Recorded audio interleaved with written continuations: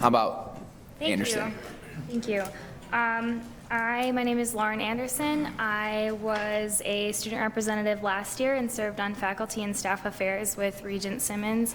So I'm excited and happy to be back this year, and I'm also excited for the new structure of bouncing around a little bit and getting to add the student perspective into from other campuses in more than just one committee.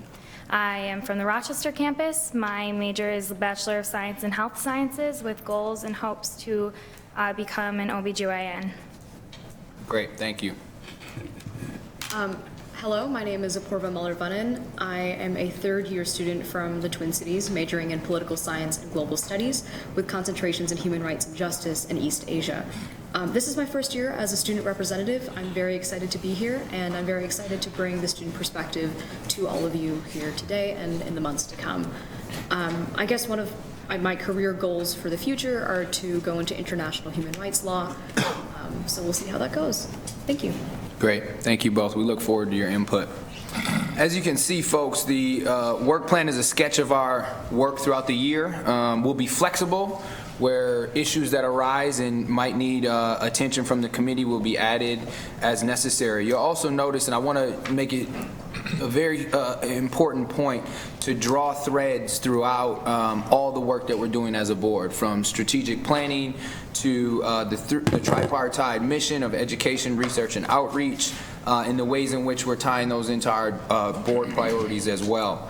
You'll see some major priorities throughout the work driven by the board's priorities, outreach mission for the 21st century, diversity and inclusion, and the student experience.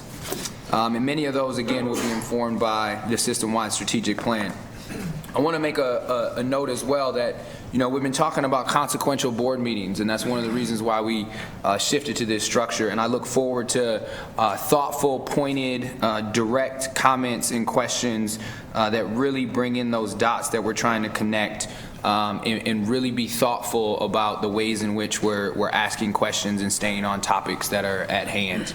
With that, I would direct your attention to the work plan in your dockets, and without going into all the details of every month, I would just ask if there's any comments or questions on the work plan that you see before you.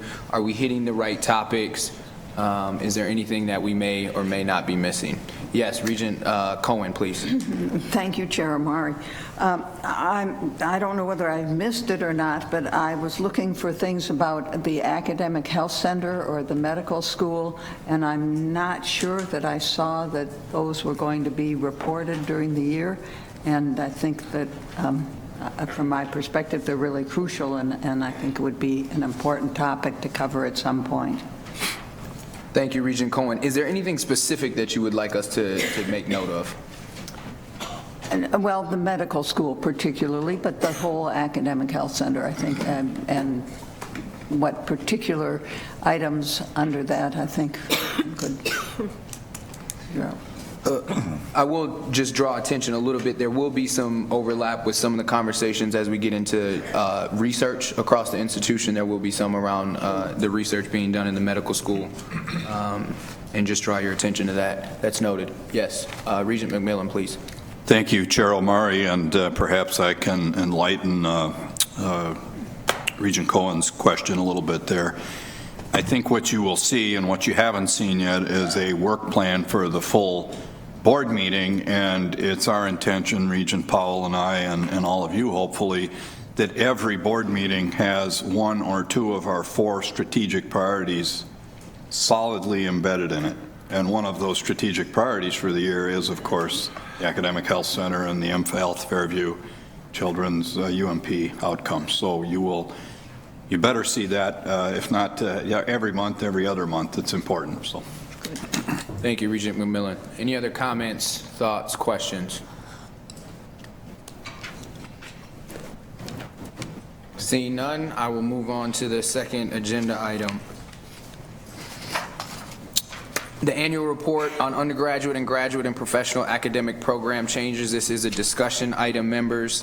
We will have several presenters, including Provost Hansen, Professor Hayes, Catherine Hayes in anthropology, Associate Dean Kramer from College of Science and Engineering, Associate Dean White, College of Food, Agriculture, and Natural Resource and Sciences, Vice Chancellor Kenneth from the Crookston campus, Executive Vice Chancellor Delgado from the Duluth campus, Professor Dworkin, Family Social Science, Professor Silicano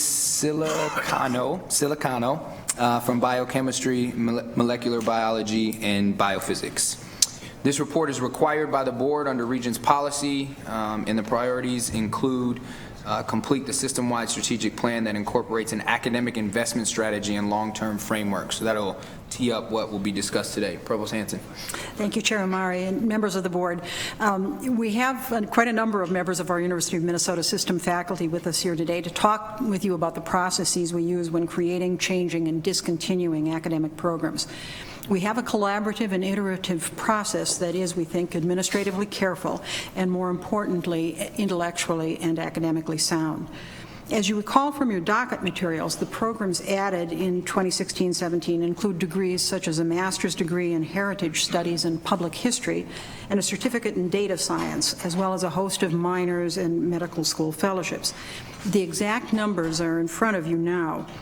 As you can see, at the baccalaureate and post-baccalaureate program levels, there really was no net growth. In fact, overall, we discontinued more bachelor's and graduate programs than we created.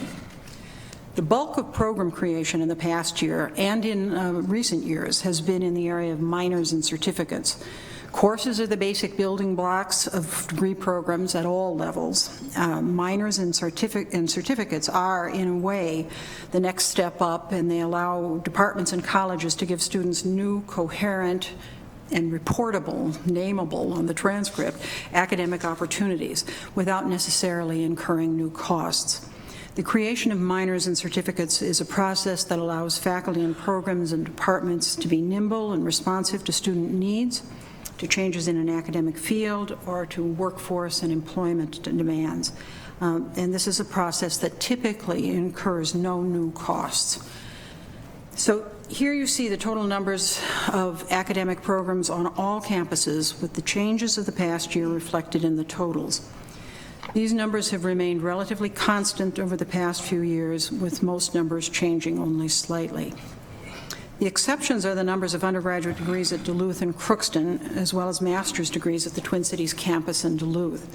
As some of you may recall from this presentation a few years back, Duluth went through a very intentional curricular redesign, and many of these new degrees are intentional reconfigurations of courses and programs that existed antecedently.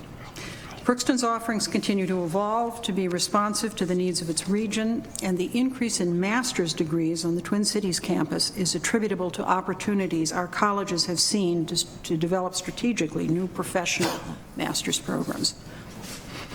As we've mentioned at this presentation throughout the years, the creation of new programs does not necessarily involve new costs.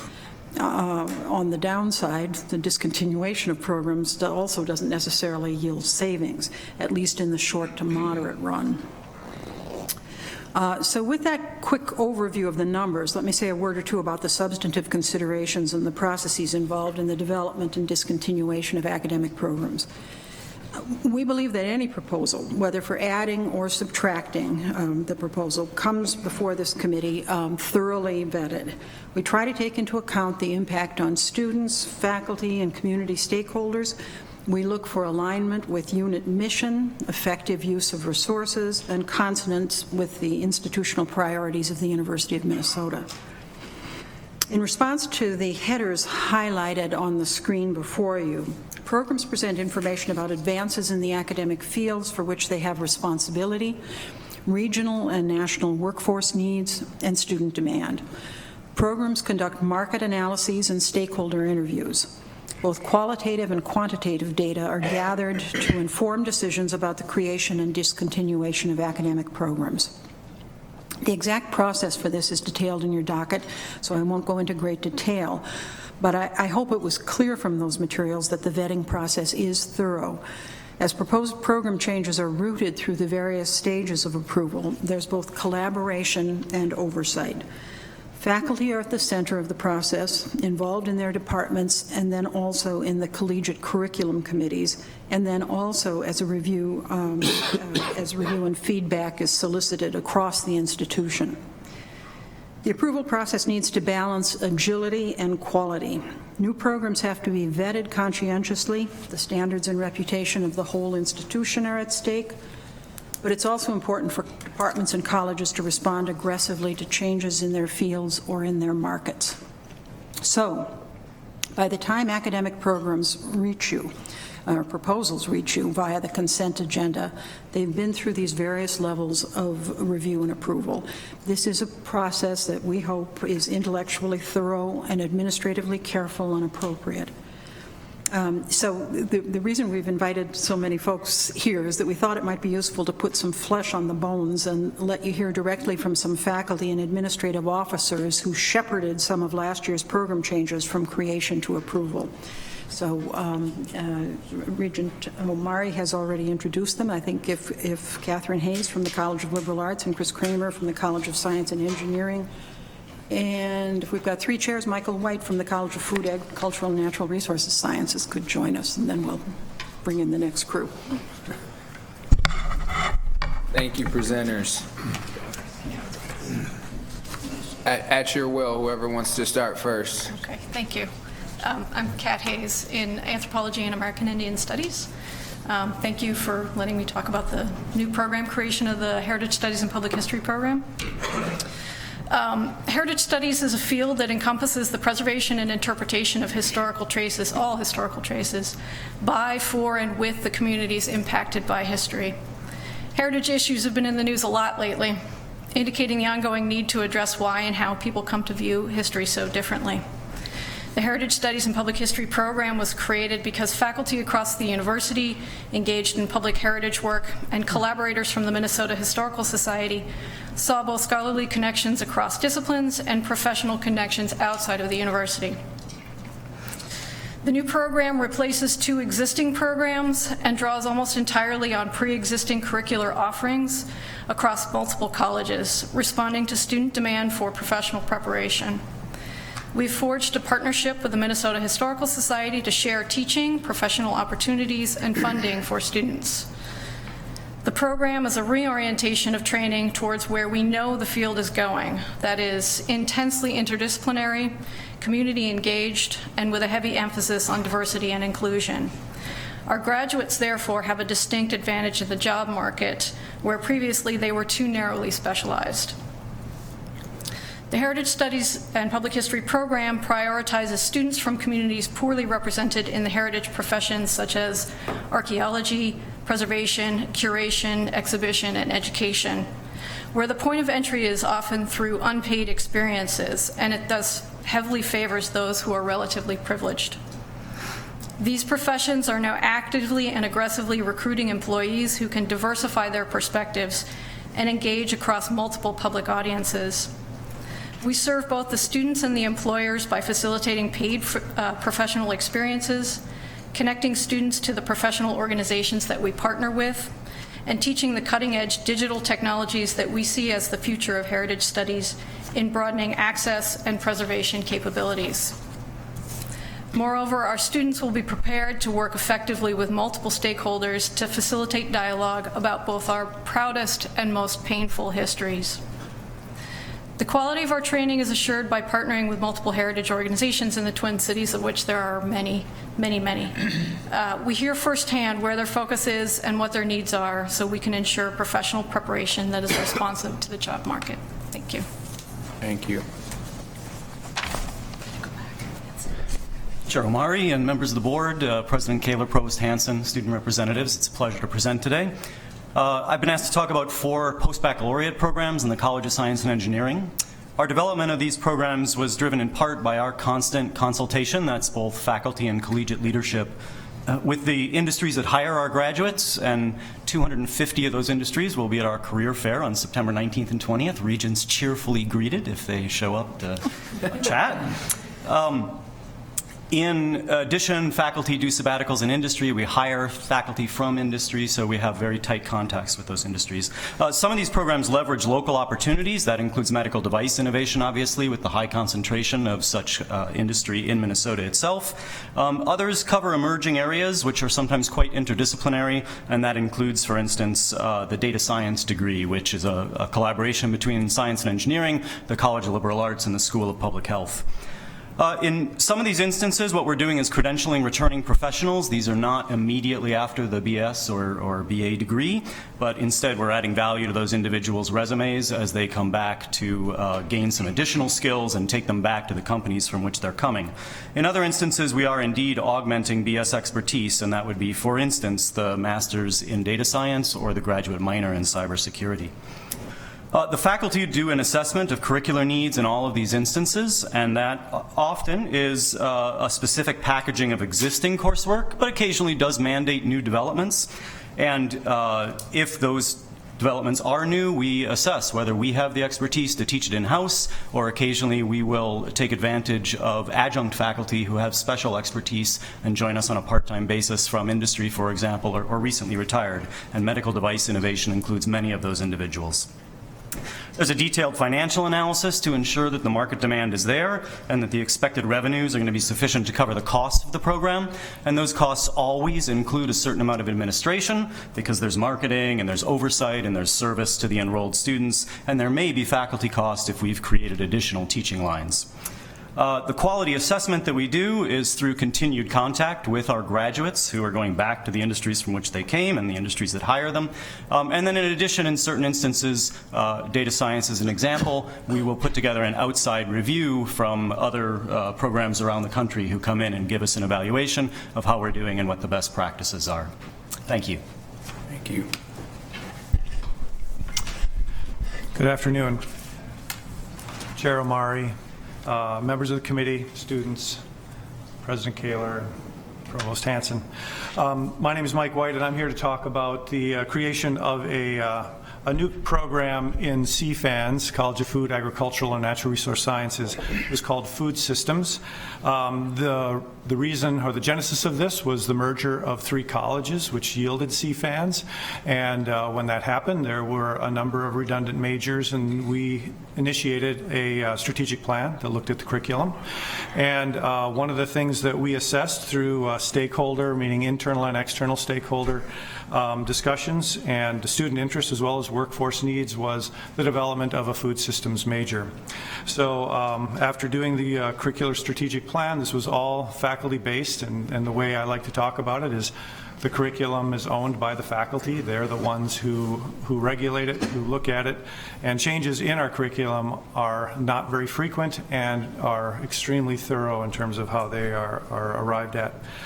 So it's a faculty-driven process. One of the things, a number of the things that were being requested by students and industry and stakeholders was more experiential learning, development of professional skills, some flexibility within the major so that they could explore and gain expertise.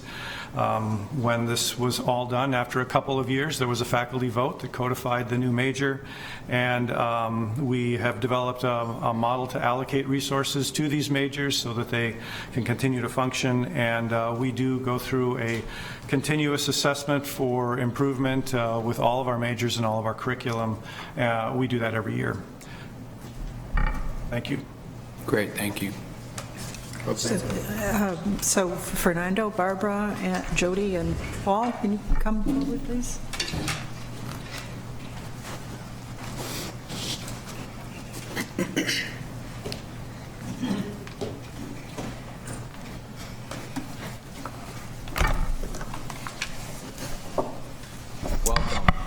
Regional Amari, members of the committee, thank you for this opportunity.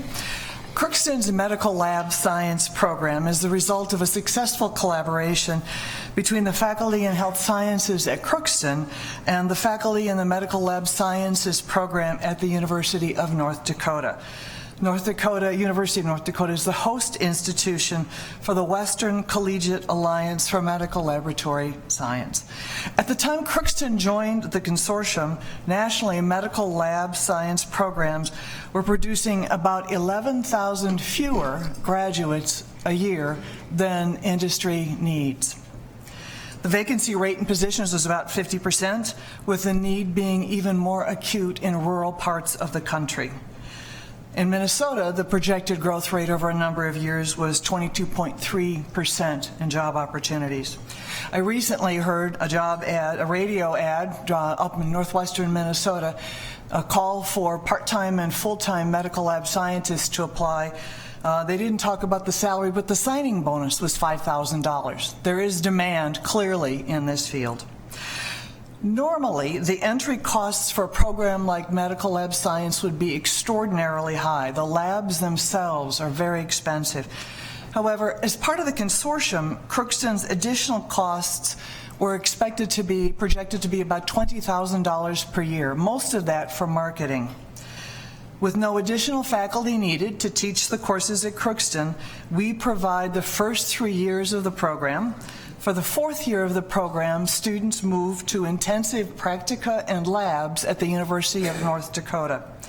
Enrollment and financial aid are handled and managed through the University of Minnesota Crookston, and the degree is awarded by the University of Minnesota.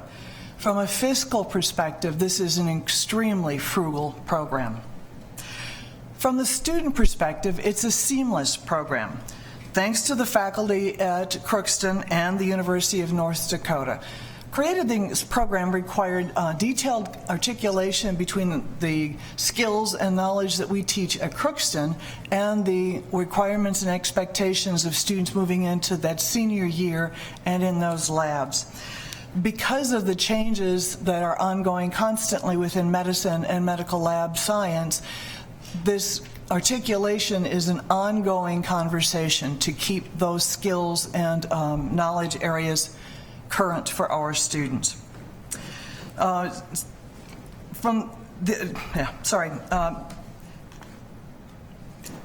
part of this is the expertise of the faculty, but it also depends on the goodwill and kind of the groundswell of a decision of faculty to collaborate. And this has been an ongoing part of our collaboration with the University of North Dakota. So in short, it's a very frugal program, it's a high demand program, it's a program that students experience seamlessly in spite of it being offered between 2 institutions and as part of a consortium. Thank you. Thank you. Regent Amari, members of the committee. I'm here to talk about 2 programs, the Master of Tribal Administration and Governance and the Bachelor of Tribal Administration and Governance. The MTAG program began in 2001, was largely designed by Professor Tad Johnson by and for the tribes. The program trains future American Indian tribal leaders and managers through coursework grounded in ethics, policy, and practice. It focuses on tribal governance and the management issues encountered on a reservation, as well as the complex relations among tribal, state, and the federal governments. The curriculum includes classes on principles of tribal sovereignty, budgets, finance and accounting, principles of tribal management, federal Indian law, and leadership and ethics. The program is delivered in a combination hybrid low residency and online format, and its aim is to really serve those mid-level and upper administrators who are serving on sovereign nation leadership councils. The program began in earnest and design in 2008-2009 as a result of consultations with these various tribes. Over the course of more than a year and a half, there were external consultations with the needs, the expectations, and even the program requirements that many of these tribal leaders thought they needed in their staff. As a result, in October of 2010, 35 tribes of the Midwest Alliance of Sovereign Tribes, which includes tribes from tribal governments from Minnesota, Wisconsin, Michigan, and Iowa, passed a resolution specifically supporting the program and its outcomes. To date, the program has graduated 81 tribal administrators. Not all of these folks are from the reservations. Many of these are non-Native Americans who are actually working in the reservations as well. What we also found subsequently, though, is that many of these mid and upper level administrators found the need to create a funnel to develop more people in the entry-level positions in tribal administration. So subsequently, more conversations led to a deeper and broader examination of how do you prepare the pipeline. The pipeline would often begin with two-year colleges. As a result of that, we developed a fully online BTAG program at the bachelor's level, which is a 2+2 arrangement, which allows folks who are working in tribal administration at entry and maybe even mid-level, who are perhaps not yet developed in their skill set, and having identified with the tribes the various needs, articulate a curriculum with these two-year colleges, and allow those people to continue to work while they pursue their baccalaureate degree. As a result, we create a stronger cadre across all of the reservations that work with us and their leadership teams, and create a funnel to upper levels of administration and conceivably into our MTAG or other programs offered by UMD or other universities. In all cases, the ongoing conversation about what we provide through these two curriculum is not just historical, but it's ever present, and the faculty who deliver both these programs continue to work with tribal leaders and alliances to identify whether or not our learning outcomes in our curriculum remain relevant to their needs and expectations, and we make adjustments as warranted. Thank you. Thank you. Thank you, Chair Amari and members of the committee. I'm Jody Dworkin. I'm a professor in the Department of Family Social Science in the College of Education and Human Development, and past chair of the College Full Curriculum Council, as well as the Graduate Subcommittee. And I'm going to focus my remarks today on the college curricular review process. The Curriculum Council at the graduate level includes directors of graduate studies from every department across CEHD, and this intentionality really provides tremendous faculty expertise so that the committee can ask thoughtful questions about larger program goals and how to best meet student needs. It's not uncommon that the council discusses and reviews proposals for closing programs as well. Proposals coming to the Curriculum Council are expected to include extensive documentation of consultation both within the college, so across departments, with the dean's office, as well as from across the larger university.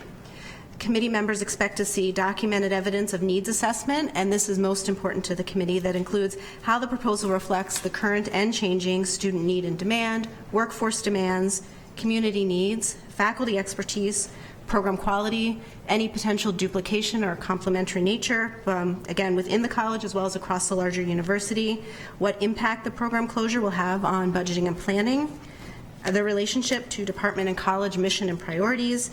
There also needs to be support from full department faculty. All proposals must come with a full faculty vote. And there, of course, needs to be a plan for accommodating currently enrolled students as needed. Proposals that are deemed incomplete or lack sufficient documentation or evidence of these points are rejected by the Curriculum Council and sent back to the department for additional information so that the committee can really live up to the intentionality about a thoughtful program review, as well as ensuring that any program closures are designed to strengthen programs and better meet student needs. Thank you. Great, thank you. Chair Amari, members of the board, I'm Paul Silicano, faculty in biochemistry, and I chair the Campus Curriculum Committee. We're a committee composed of about 20 faculty members drawn from all colleges.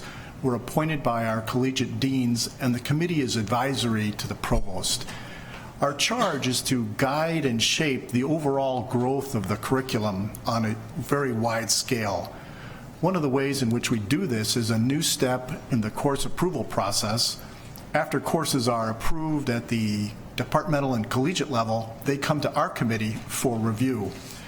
One question we ask is whether the course duplicates a course already existing.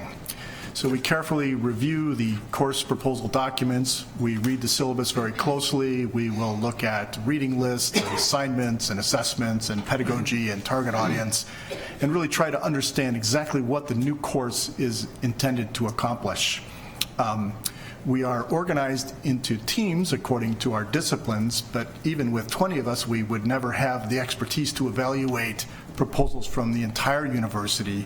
So we rely heavily on consultation with our colleagues in all the affected departments. We work quickly so that the appearance of new courses in the course catalog is not delayed. In the past 4 years, we've reviewed 470 courses with an average turnaround time of 8 days. Almost all of them are approved. And I'd like to finish by acknowledging the efforts of my faculty colleagues who are always impressive in their willingness to think hard about the good of the university, the good of students, to be thoughtful in areas outside their own specialty. We have wide-ranging and thoughtful discussions, and I think we've been effective at strengthening, improving the curriculum, making it more robust and more responsive to student needs and changes that are going on in all of our respective fields. Thank you. Thank you, presenters. Before I open it up for questions and comments, I'd just like to highlight a couple things. One is we're attempting to bring folks in front of us to weave some of these conversations together.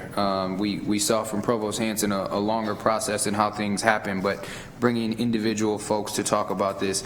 Also want to highlight how this process at each point really brings into account our unique context, right? We're thinking about UMD in a program for Native American tribal employees and recognizing the land that we're on as well and that unique context that's involved in that. The other thing I'll point your attention back to is our board priority of completing the system-wide strategic plan that incorporates an academic investment strategy and drawing out how enrollment plans and so on and so forth are connecting throughout the year-long agenda.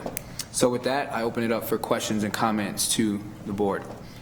Regent Johnson, please. Thank you, Regent Amari and Provost and faculty for your comments.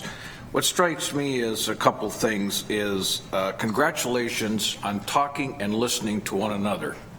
One of the things in large institutions is we tend to just get in our own little corner and let the rest of the world go by, but I can tell you are having conversations. Second of all, I'll call this in your various disciplines remaining contemporary. Let me just take one issue, the food systems. Regent Anderson and Regent Soigam and I are pretty much the rural representatives on the Board of Regents. We live out in agricultural areas. It's amazing to me, almost monthly, how agriculture is changing in the United States and in Minnesota. And what you are doing in your particular discipline is keeping in tune with what is happening in the real world. Because if you don't, the university becomes stale. And we don't want the university to become stale. We want it to be on the cutting edge and being right out there to make it the best university possible. So I congratulate you and thank all of you and those who presented earlier for what you're doing. Thank you, Regent Johnson. Did I see your hand, Regent Hsu? No? Regent Anderson. I'll take this time to comment too. I agree with Regent Johnson in that what strikes me as you're here is we are a very big and large university. But I think the way that Provost Hansen has positioned things, one of you at least said, we want growth of curriculum on a wide scale. And I think when in business, I always wanted to be strategic and I wanted to be nimble. And I think even though we're big, we have to be strategic. We have to be nimble to get those programs, just as you're saying. It almost reminds me of when I was growing up, the tech colleges always wanted to have the jobs that the community was providing. They wanted to be able to train those. I think in the college, the university setting today, we have to be thinking like that. What are the jobs that are going to be in the future? I heard a couple here that I thought was terrific. Medical device innovation. I know kids that want to be designing medical devices. Cybersecurity, I think that's relatively new. We're probably going to need more of those people. So my take on what you're doing, I think it's tremendous for the university, is try to stay strategic and stay nimble. I heard one of you say we don't change programs. Program changes are not very frequent. Well, I think maybe they should be as frequent as they have to be to get people into new majors. So stay nimble. That's what I would tell you. Thank you. Thank you, Regent Anderson. Any other comments or questions? Yes, Regent Rocha. Thank you, Mr. Chair. Kind of feel compelled to say something. You put 60 minutes on this thing. I really appreciate the report. I was very fortunate to have participated as a student in the revision of some of the programs that were at the College of Agriculture. This is obviously historic now, but I don't know if anybody wants to address this, and if it was touched on and I missed it, I apologize. But to what extent do students, current students, participate in these conversations? I assume there's probably a range of that kind of participation, but how exactly are they engaged in these processes of revision and creation? Yes, please. Barbara Kind. Thank you. Thank you. I was actually looking for your title. Vice Chancellor, yeah. I've moved it a few times here in the last 6 months, so it gets confusing. Chair Amari, Regent Rocha, thank you for the question.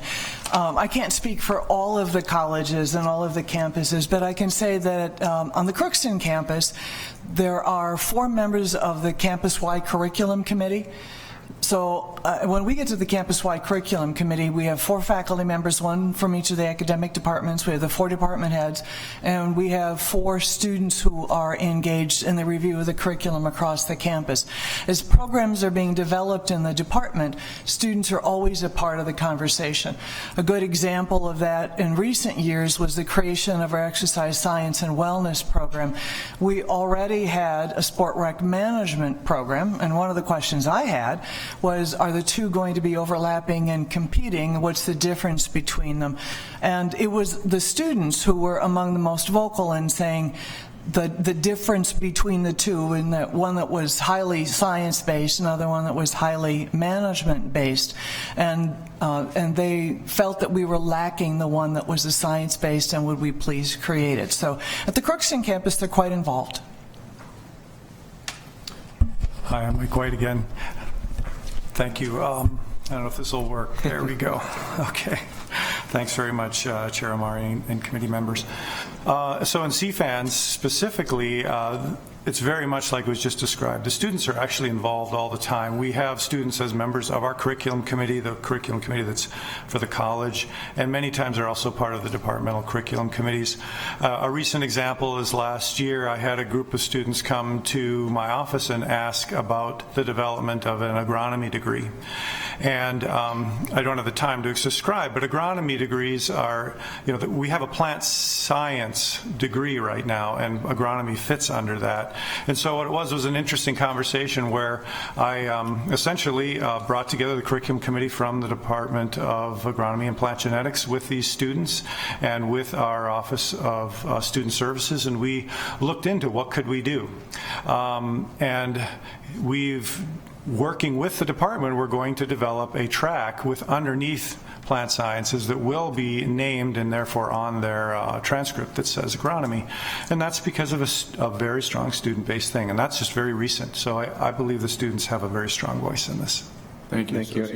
Yes, Regent Rocha. Thank you, Mr. Chair. And what a wonderful segue to the other topic that I was going to bring up, and that was actually sort of the example, because sometimes as we create majors, change majors, eliminate majors, it does have some second and third order effects with the community. Whether it's alumni who feel as though their major's gone, they've lost some connection, but certainly with agronomy, even though there's a very good argument for how the food science or the plant science addresses that competency for a lot of folks in the community, and some of whom are important to us as a legislative matter. They weren't quite ready to get on that change, and so we see a lot of kids that would be then going to other schools because they didn't perceive us as having an agronomy basis. So, and I don't know if anybody can necessarily answer that, but is there a conversation, whether it's with through the executive vice president or all the way to Matt Kramer, as far as like messaging on these changes to ensure that we can anticipate any of that sort of feedback that might fall out perhaps even by the creation, change, or elimination of a major? Yes, please. Vice Chancellor Delgado. On Duluth, every one of the, thank you, Regent Amari, Chair Amari and Regent Rocha. At the Duluth campus, every college has an external advisory board. They typically meet 2 to 4 times a year. When we're talking about these kinds of major curricular changes and disestablishing a major or establishing a major or graduate program we would consider significant, we actually run them by and get their feedback. We're now developing a practice as well when we're thinking about new programs to bring them in at the early basis and say, is this something that would resonate? Would we be developing a workforce that would work for you? And if this kind of major would work, what kinds of professional development, intellectual outcomes would you like to see baked into that program?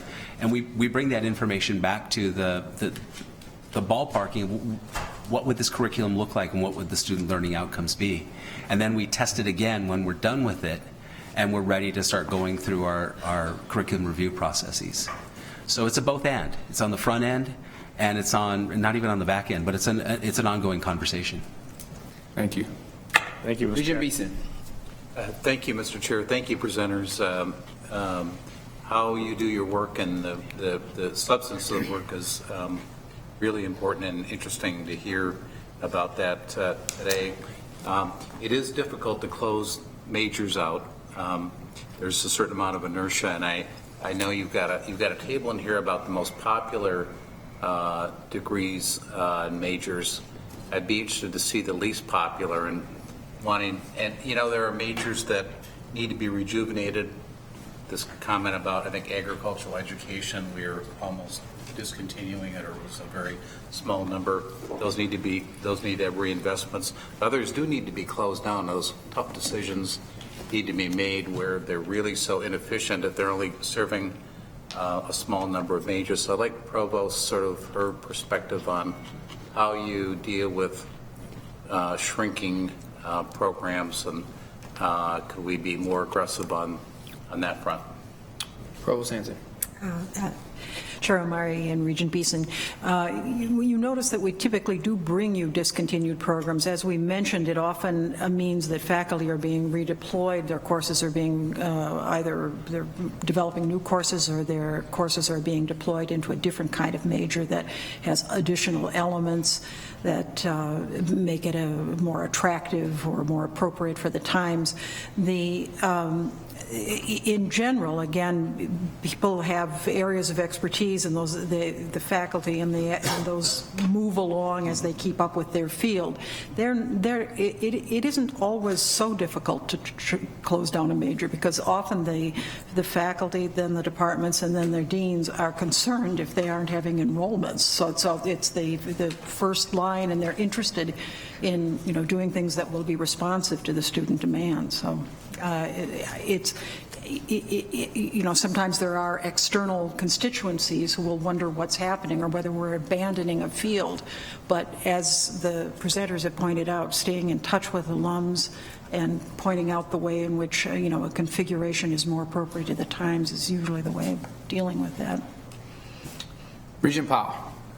Thank you, Chair Amari. I think is Professor Soliciani, Dean. So I was struck by the sheer numbers that your committee is seeing. I think you mentioned almost 500 courses that have been added or deleted over the last period of time. And so Provost Hansen commented on some of the criteria that are used to decide on which to drop and which to add. And I'm wondering if, because of just your breadth of view, if maybe you could add some texture on the factors that go into courses that are dropped. And I know that enrollment is obviously a critical variable, but other things. And also, just from as you look across all the many departments, any themes or commonalities that you see in the many hundreds of new courses that have been developed over the last few years. And I think what you're hearing is the Regents just looking for kind of the strategic view of how this is all being done. Sure. Chair Amari, Regent Powell, members of the board, let me just be clear. We only approve new courses, so we're not actually removing any courses from the books. We're really looking at new courses that the faculty have developed and proposed to add to the curriculum. So the only thing we might do is if a course duplicates something that's existing, or if there's something about the course not being perhaps in its intellectual home, those courses would not be approved and wouldn't be added. So what we're doing is just looking at all the new things faculty are developing as they see each of their fields developing, and of course every field is changing all the time. So faculty are the initial responders to the changes, and it's amazing that they're always sending in new course proposals. Almost all the time we find that they fit in a new place. As far as overall trends, I think a lot of these have been mentioned in the new programs that are developed as faculty see the need for new courses, but it's really across the entire university: history, technology, social sciences, creative endeavors, just about everything. Provost Hansen would like to comment. Thank you, Chair Amari and Regent Powell. I wanted to comment on that as well, because one of the things that I initiated when I came here was the Campus Curriculum Committee, because one other factor that it can be playing a role, I think Paul Silicano has said well, that the people who are monitoring where changes are taking place in the field are basically the faculty in that field, and then the deans are keeping an eye on the enrollments and you know, putting some pressure sometimes on departments. So the subtractions are often taking place that way. But one thing that can happen as a particular, you know, budgeting system is adopted is that you can have multiplication of courses, sometimes out of the areas that might be thought of as their appropriate home, as people may scramble to respond to student demand. And that is the primary role of the Campus Curriculum Committee, to kind of oversee the whole enterprise, so that we aren't having courses and programs developing in areas where out of a kind of inappropriately competitive nature for enrollments, so that they land in the right place and they remain in the right place. That's very helpful. Thank you. So I've got in my mind, I mean, the faculties really are, I mean, they're the responders. They're the ones who are closest to the trends and what's happening out there. The deans are, of course, close to that, but they're looking a little more closely at enrollment. So just, I want to make sure I'm clear on then the process and who has accountability for deleted courses. Or no longer offered. Chair Amari and Regent Powell, we have the same levels of review for deleted courses and for deleted programs, because including attention across the campus, because it may be that a particular set of courses or you know, a particular program is of ancillary value in another college, and so we want to get those kinds of comments too. But in general, the responsibility for figuring out what is no longer in demand or at the cutting edge of education and research is made where the expertise is. Thank you. And Representative MullerBunn. Thank you, Chair Amari. First of all, I want to thank the presenters for being so responsive to student input in the development of these academic programs. I really do appreciate that you're willing to take students' input into consideration.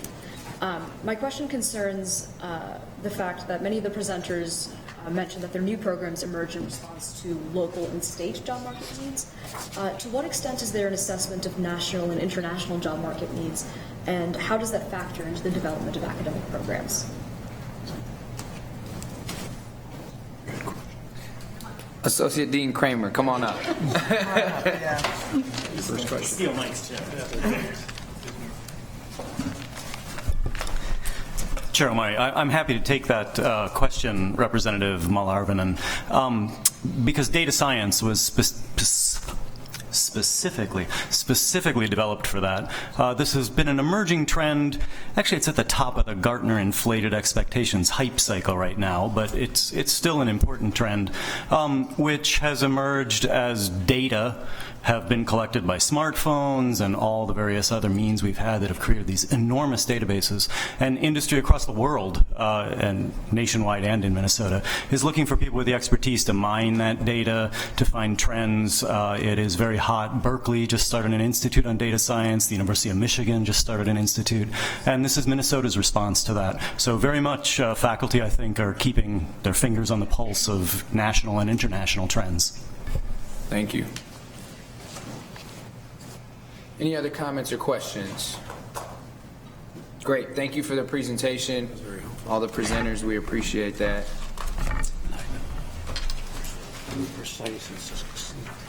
Moving on to the next item on the agenda, system-wide enrollment planning is a discussion item, and I'm going to pass the microphone to President Kaler to introduce the topic. Thank you, Chair Amari.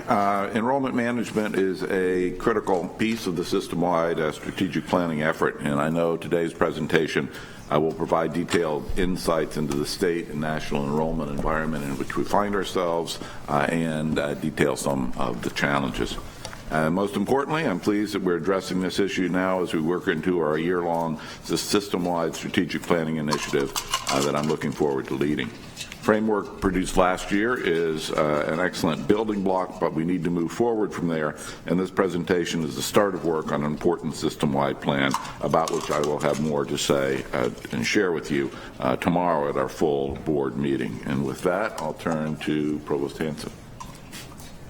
Please, Provost Answer. Chair Amari, President Kaler, and members of the committee. We have three colleagues here, Sandra Olson-Loy, Vice Chancellor for Student Affairs at the Morris Campus, and Lori Carroll, Interim Chancellor at the Rochester Campus, and Bob McMaster, Vice Provost and Dean for Undergraduate Education at the Twin Cities Campus. But before I turn this over to these colleagues, I do just want to note the human complexities of enrollment management.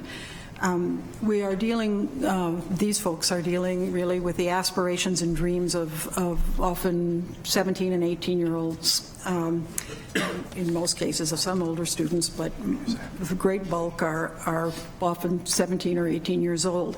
As an institution, we're constantly trying to match aspirations with resources. We may, across all our campuses, have similar enrollment principles. We certainly want to work across the system to support each campus's goals.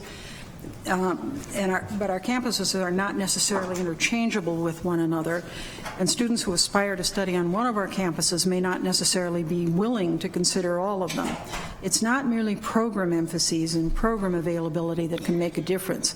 Some students prefer a rural setting, some an urban. Some want to be close to home. Some want to be far away from home. Some have a good idea that a particular program on a particular campus is exactly what they're looking for. Others want to be offered a wide range of options.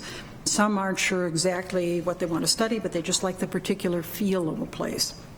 So enrollment management is a very complicated business because of that psychic turmoil under it. Today, our three colleagues will describe the direction of the System Steering Committee and the work that's already underway.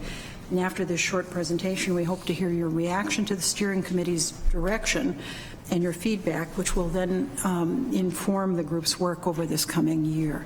So I believe we're starting with Vice Chancellor Olson-Loy. Please, Vice Chancellor. Thank you, Chair Amari, members of the committee, Provost Hansen, President Kaler. We're really happy to have the chance to talk with you this afternoon about the work on enrollment management and the system-wide overview. We see this as really foundational to the success of each of our 5 University of Minnesota campuses and welcome the chance to discuss this with you. I'll provide some of the framing and context for the work, and Vice Provost McMaster will highlight our current collaborations in the areas of student recruitment and retention, and Interim Chancellor Carroll will overview the complexities of this work and also introduce our draft recommendations for our review and discussion with you today. This summarizes from your docket and on our slides the system-wide framework, just as a reminder that it's based on the university's mission and guiding principles and then flows into strategic intentions and a work plan for next steps. The strategic intentions are designed to be long-range ambitions for maximizing innovation and creativity across the system and enriching the distinctiveness of our 5 campuses in order to achieve the desired purposes. Our focus today and the work of the steering committee lies where you see the arrows on the slide on Strategic Intention 1, and we're the first group to focus on the work plan to bring this overall framework to life. So the area within Strategic Intention 1, leaders and learners, that we are focusing on in our work is developing a system-wide recruitment and admission strategy, which would refocus our efforts around fit and market, and the plan calls on us to rebrand recruitment around fit and campus distinctiveness in order to maximize the number of Minnesota students that are served by our University of Minnesota system. The second part is to develop system-wide retention strategies so those students who we recruit persist. Our steering committee was asked by President Kaler to review, add to if needed, propose a structure for, and further develop the work plan recommendations that were outlined originally in the plan framework, which were available on pages 19 and 20 of the plan and are summarized in your docket. As we started our work, we were mindful of our competitiveness locally and nationally in terms of recruiting environments. As you see from some of these selected slides that we'll pull out for you that we've reviewed, there are areas of the U.S. we know where high school graduates are increasing. The Midwest is not one of them, as the Western Interstate Commission for Higher Education data shows. Our graduates are projected to drop by nearly 100,000 students by the year 2030. We also know from our same data set that Minnesota's public higher ed, or high school graduates, are becoming increasingly diverse. We hope that for the class of 2030, which are this year's first grade students, that we'll be successful in Minnesota and make some progress in closing our significant K-12 achievement gaps, and that we'll see greater parity across all of our populations in college going.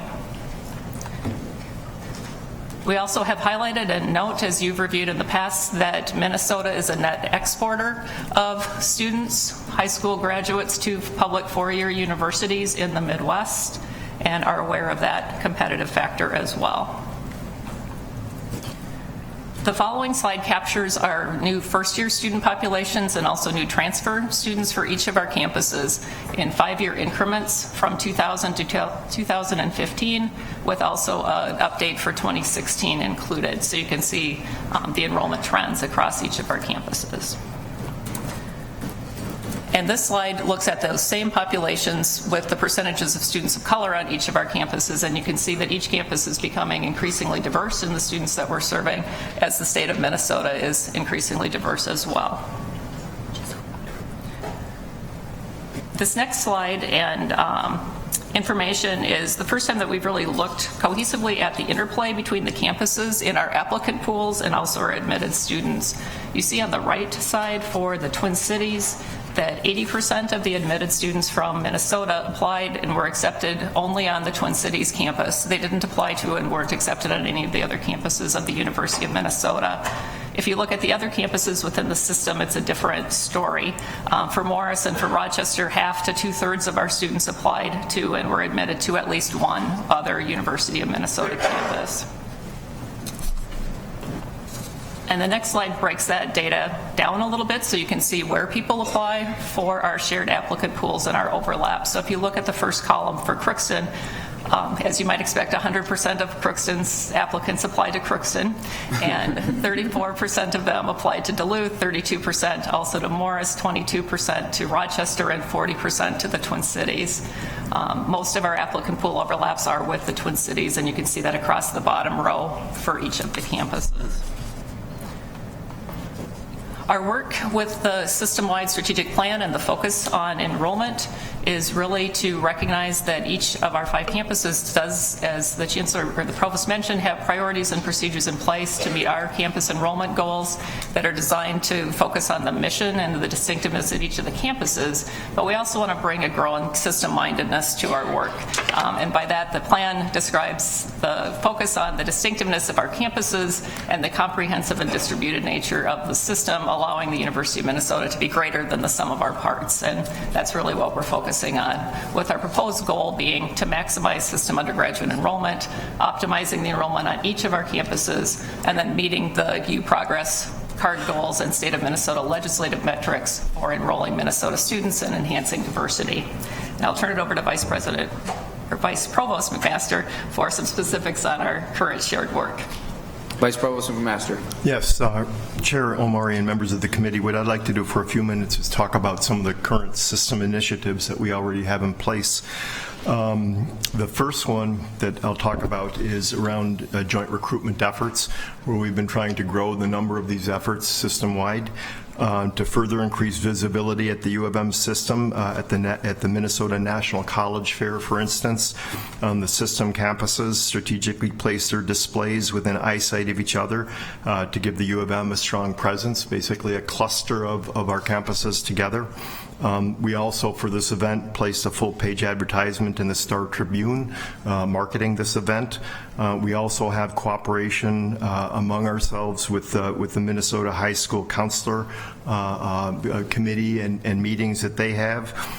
We've created a brochure, a system-wide brochure called Unfold the Possibilities. I think we're going to try to pass these around that shows for students what are all the degree program opportunities on all of our campuses.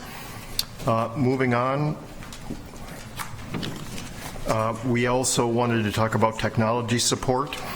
Increasingly, the campuses, for obvious reasons, are sharing the technology support for around admissions and enrollment management.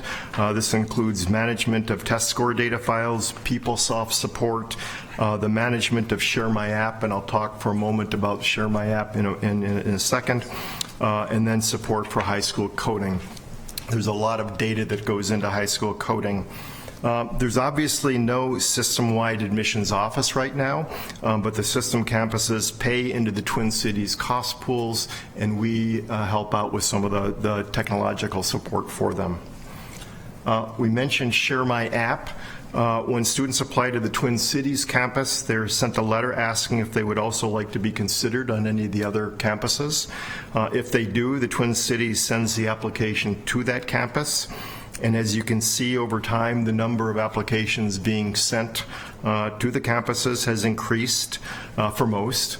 The actual enrollments based on the applications that are sent out are relatively small, although, for instance, U of M Duluth is over 200. So 200 of their students enrolled via Share My App. We also wanted to mention intra-university transfers among our campuses. Our system has tried to make transfer among the 5 campuses as easy and as transparent as possible. This matrix shows the movement among the campuses for the 2016-17 academic year. The sending campuses are in the rows here. So, for example, 224 students transferred from UMD to the Twin Cities, 26 students transferred from the Twin Cities to Duluth. You need to realize that intra-university transfer is both a positive and a negative. The campuses want to keep their students. They don't really want them to transfer for obvious reasons because in terms of the IPEDS graduation rates, they don't count when they transfer. In terms of the Board of Regents graduation rates, they do count, by the way. We calculate it 2 different ways. So each campus very much wants their students to stay and succeed on that campus. Next, we wanted to mention the A+ advising system. It's a high-touch advising system designed on the Twin Cities campus, and is now being used by all the campuses. It keeps track of all student data, academic programs, grades, contacts with advisors, and it really helps us facilitate transfer because it's being used system-wide. It's updated from PeopleSoft every 15 minutes. So if a student drops a course, 15 minutes later, it's in the system, and later that night, the advisor receives a report. This particular screenshot is one showing the progress of Goldie Gopher at the university. You can see Goldie has 2 advisors, one in the University Honors Program and another in Theater Arts. Goldie's maintaining a solid GPA at the university, and according to A+, I'm afraid Bucky Badger's not doing so well. A+ has been a real game changer in terms of student success for us. Finally, we wanted to mention the joint BS to graduate program pathways. There are a number of these to facilitate undergraduates going directly into graduate programs. There are lots of examples. The one that I want to mention briefly is the U of M Morris to the UMTC nursing program. The School of Nursing is committed to ensuring that at least 10 Morris graduates each year who meet the admissions requirements are considered for this program. And there's another one, another pathway from Crookston to our Vet Med program and others as well. That's an area we think we should be building in. And I'll turn this over now to Interim Chancellor Carroll. Interim Chancellor Carroll. Chair Amari, Regents. As Vice Provost McMaster has described, all 5 campuses in our system work together on recruitment, and yet we also have distinctive characteristics that impact who and how we recruit. We are not interchangeable. So far, our conversations as a steering committee have revealed both the potential strength of further connections as well as some of the inherent tensions of balancing system-wide recruitment goals with individual campus goals. The summer working group affirms what was revealed in last year's system-wide strategic planning process. Enhancing the connections among our 5 campuses is desirable and yet not simple. I'll provide brief examples of the distinctiveness of each campus, well known to you, and as I do, perhaps you can consider what this uniqueness might mean for recruitment and retention. I'll do this to illustrate how the unique excellence of each campus both serves and complicates the crafting of this enrollment management plan for the system. From Crookston, we have a focus on high-quality online education, 14 completely online programs, and as a regional hub for Northwest Minnesota's undergraduates. Of note, Crookston serves Greater Minnesota with the Center for Rural Entrepreneurial Studies. Duluth is the system's only campus with land and sea grant traditions, demonstrating deep commitment to community engagement in Northeast Minnesota, a model truly including indigenous populations. There are both undergraduate and graduate programs and practical and impactful research with a strong focus on natural resources and the environment. In Rochester, the academic focus of health sciences is a fabulous fit for the workforce demands of southeastern Minnesota. In addition, this campus is designed for ongoing educational innovation. One result of that innovation, the success rate for students of color is especially strong. Metropolitan Twin Cities campus is, as you know, comprehensive, globally engaged. It's a research-focused campus, top 10 for research activity among all U.S. public research universities, and don't forget those 149 undergraduate degree programs. The Morris campus has its unique history, Native American boarding school, and that informs its current student demographics, and it has a distinct identity in the nation as one of 30 Council of Public Liberal Arts colleges. The Morris plan has long had a focus on experiential learning, and there is a focus at Morris on sustainability as well. So we are not identical or interchangeable, and yet we all serve to educate students in Minnesota.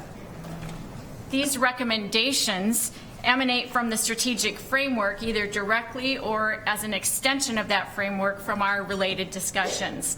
As I scroll through the 7 recommendations that you also have in your docket materials, and we can reference as needed in the discussion period, note that the photos on these slides are very fresh. This first one from the U of M booth at the State Fair, and others showcasing recent move-in days for new students across the system. So to accomplish this first recommendation, the construction of a comprehensive system enrollment management plan, other actions are warranted. We recommend a competitive analysis, specification of what it means to leverage our campus strengths, a tactical needs assessment, academic connections to aid retention in the system, enhanced academic pathways, and metrics to determine the efficacy of the enacted plan. We are suggesting that a steering committee will continue this work, consulting with appropriate colleagues as needed, for example, the Office of Institutional Research and, of course, each admissions office. We expect to complete this system strategic enrollment management plan by next July and to have a robust interim report early in 2018. In the meantime, we're requesting support staff to assist with the coordination of our efforts, and though most of the group's meetings can occur without travel, we anticipate that at least one face-to-face gathering, a retreat in November, would accelerate our work. Our conversations this summer have been spirited and productive. I think that I can safely claim we have all learned something in this process. We intend to move forward to create a system-wide strategic enrollment management plan that connects us in ways that strengthen our capacity to educate students in Minnesota. We want to invite input now, the work plan alignment with the framework, the direction, scope, focus of the recommendation, areas to add, or other areas that seem more or less critical. Thank you so much for the opportunity to share our work thus far and for your consideration of the working group's recommendations to President Kaler. Great, thank you. Questions, comments? Regent Lucas. Thank you, Chair Amari. I'm focusing on that slide that shows how we're such a huge disparity on how many students we export to four-year colleges and how many we import. I would never have guessed that we had that kind of deficit with the strong private college system that we have with the University of Minnesota and Minsky. Can you explain where those students are going and why? Vice Provost McMaster, please. Yes, let me just get to that slide. Oh, well, I know the slide. It deals, Regent Omari and members of the committee, with the quality of Minnesota high school graduates in many ways. There are many institutions around this country. An example would be Wisconsin, another would be Nebraska, also Iowa, who send regional recruiters into the Twin Cities because we're considered to produce some of the very best high school graduates in the country. And so because of that, we find that we're a next exporter nationally of students, especially to the surrounding states. We also have a very large metropolitan area with a big population, and so they tap into that. Regent Johnson. Thank you, Mr. Chairman. Dr. McMaster, if this were University of Michigan or University of Iowa, how much different would the course offerings be? Are we? Vice Provost McMaster. Yes, Chair Amari, Regent Johnson, members of the committee. You would find for our peer institutions and peer states a great deal of overlap with what we offer here, obviously, in terms of liberal arts and sciences and engineering and business. I think we have a lot of unique programs here also, those in CFANS, those in the College of Design, for instance, in education, for instance, kinesiology. So you might find that 80% of it, I'm making this number up, obviously 85% would be similar to our peers, but I think you'd find a unique set of fringe majors and initiatives that make us special. Regent Johnson. Thank you. Back to the slide that is before us, where you see almost 5,000 students migrating out. It seems we have a quandary in Minnesota. I've said we had 50,000, 48,000 applicants to the university, and yet I'm sure many of these students from Minnesota are going to North and South Dakota, Wisconsin, Iowa, very, very good students, and could possibly gain entrance here. So I think I'm correct when I say this. The state of Iowa, through their legislature, they developed Keep Iowa Students Home. I think they gave them a $5,000 scholarship if you were an Iowa resident, because they wanted to build Iowa State, Northern Iowa, and the university. Does it make any sense to try and keep some of these very good students here in Minnesota? Vice Chancellor Olson-Lloyd, please. Chair Amari and Regent Johnson, I think it definitely does. I think one of the pieces that hopefully we will have a chance to talk about as a system is how we deal with that piece and make the University of Minnesota become even more attractive to the students that we're losing to out of state. Some of what we're seeing too is a demographics piece. If you look at the populations for North Dakota, South Dakota, and Iowa, they're much smaller than the population for the state of Minnesota. So Wisconsin and Minnesota are really the competitors that have similar numbers in terms of potential graduates that we could be retaining. And following up on Provost McMaster's comments that Minnesota is really attractive to those other schools. We also know, hearkening back to Provost Hansen's comments, that some students want to have an adventure and leave the state and do other things, and no amount of enticement will keep them in the state of Minnesota, and college is a great time to have a new experience. That said, there certainly are other things that we can do to position ourselves more strongly. Mr. Chairman? Please, Regent Johnson. Did you notice I suggested the legislature spend some money when Regent Swigum was out of the room? Well played. I'd also imagine that, sticking on this slide, that there's some students who either didn't apply to the University of Minnesota or two, potentially didn't get in that did apply and didn't get in and went over to the lesser states. Is that a safe assumption as well? Yeah, great. I'm going to jump to Regent Anderson and then to Regent Beeson because he's on this slide here. Please, Regent I appreciate that, Chair Amari. I am on that same slide, and I living out where I do in the western third of the state, I do think that slide also represents that we try to take a diverse student body, because I've found that it doesn't matter where you live in Minnesota. Regent Cohen in the western suburbs, well, she's not here now, or myself in western Minnesota, or others in North Minneapolis, we all believe, and if you walk around those communities, they all say, hey, how come our kids don't get into the University of Minnesota? I mean, we hear it all the time. And the fact of the matter is they do, somewhat in proportional to the whole state. We have about 65% Minnesota kids.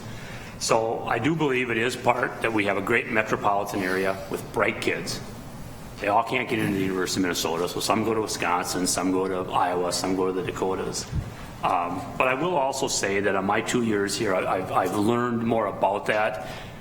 And in western Minnesota, we understand that if we're going to be competitive, we know from an economic development standpoint, we have to get our best and brightest to the University of Minnesota.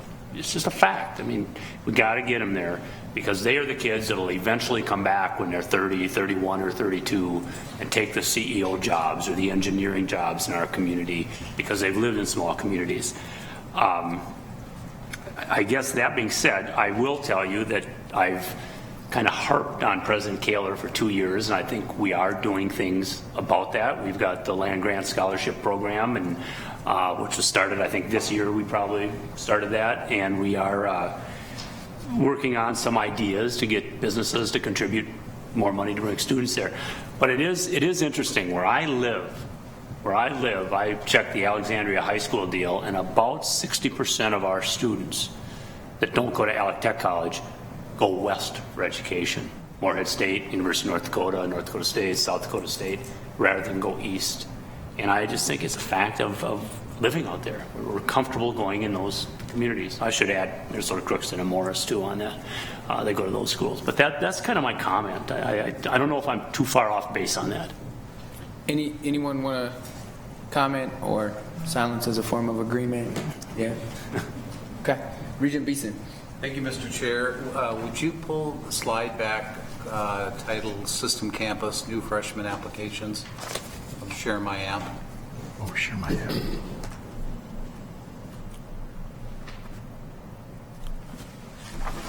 Okay, thank you. Those are the gross numbers of people who applied to the Twin Cities, but who also checked the box for the other campuses. That's correct? Vice Provost McMaster. Yes, Chair Amari, Regent Beeson, slight correction.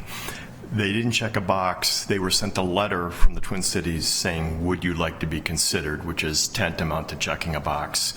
And then if they responded yes, we then sent the application. Thank you. A couple of follow-ups. So would that letter have been sent after they were declined admittance into Twin Cities? No. Or it's during the process? Okay. It's upon receipt of the application. So thank you. What I think the important metric for us is to know what percentage of those who did check the box but who didn't get admitted to the Twin Cities ultimately stayed in our system. So what is our capture rate?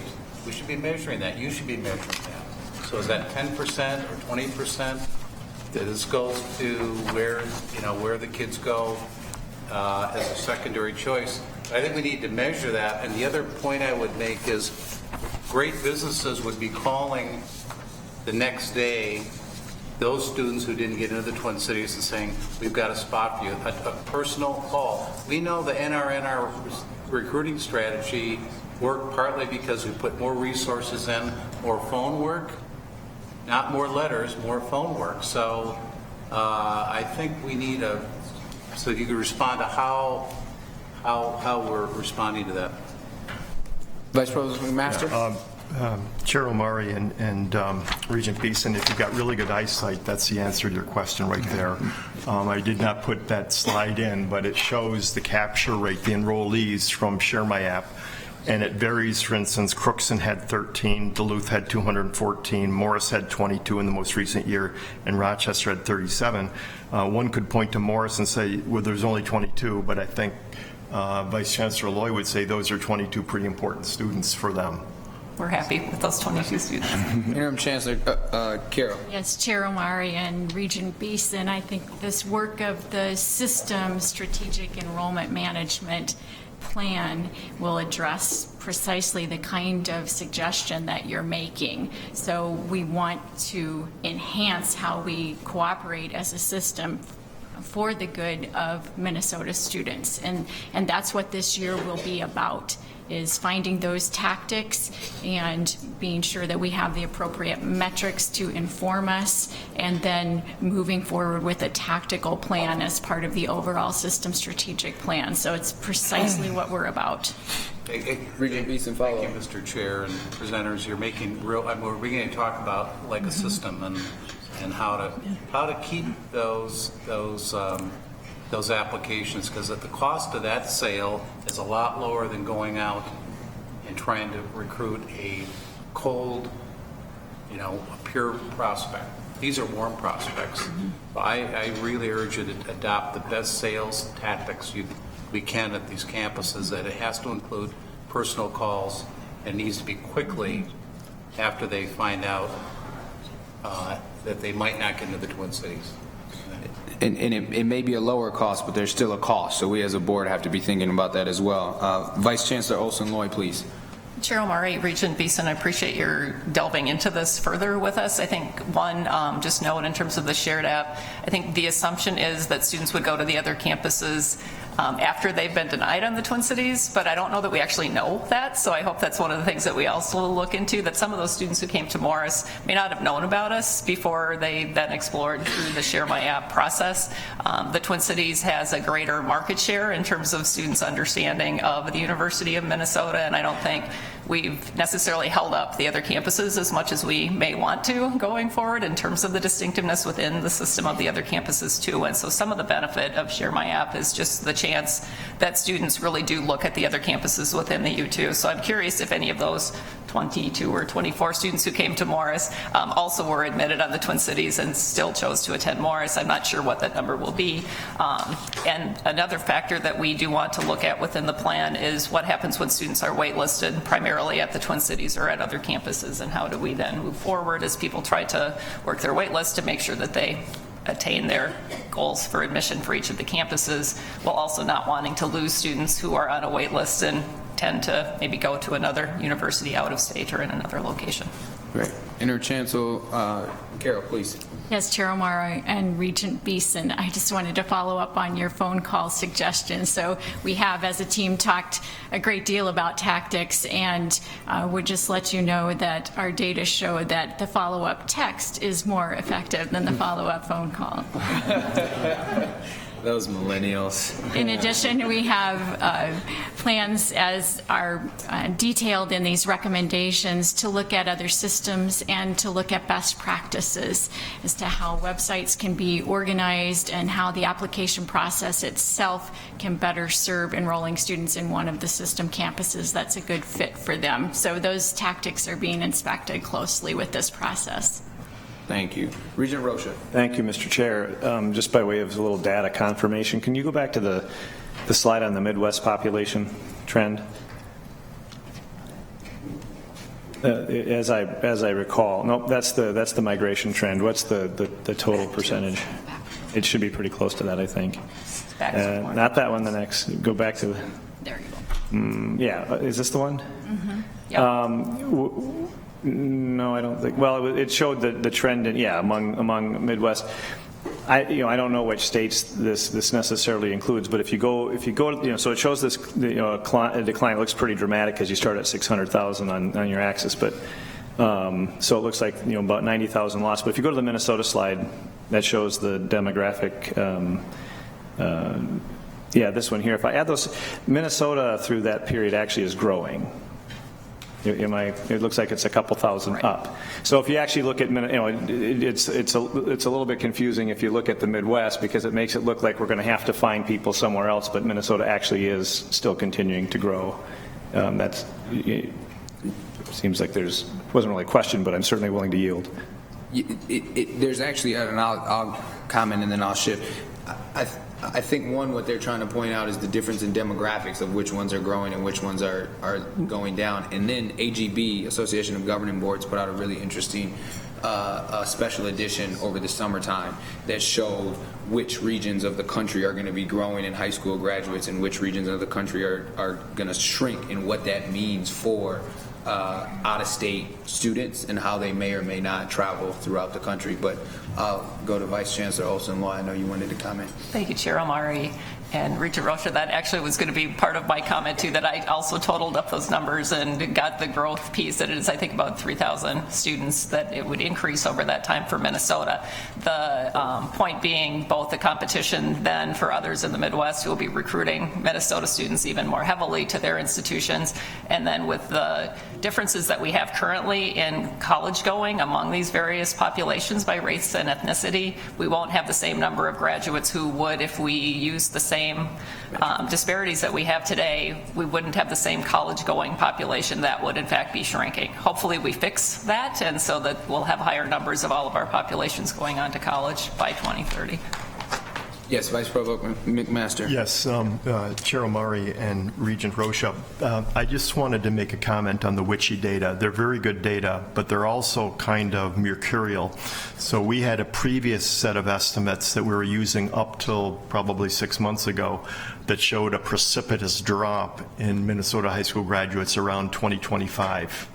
And those were the projections we were working with up till, again, about 6 months ago. The new WICHE data shows this basic leveling off and slight uptick. So one wants to be careful in looking at any of these projections, long-range projections on populations, because there can be a huge error band around them. Yes, follow up.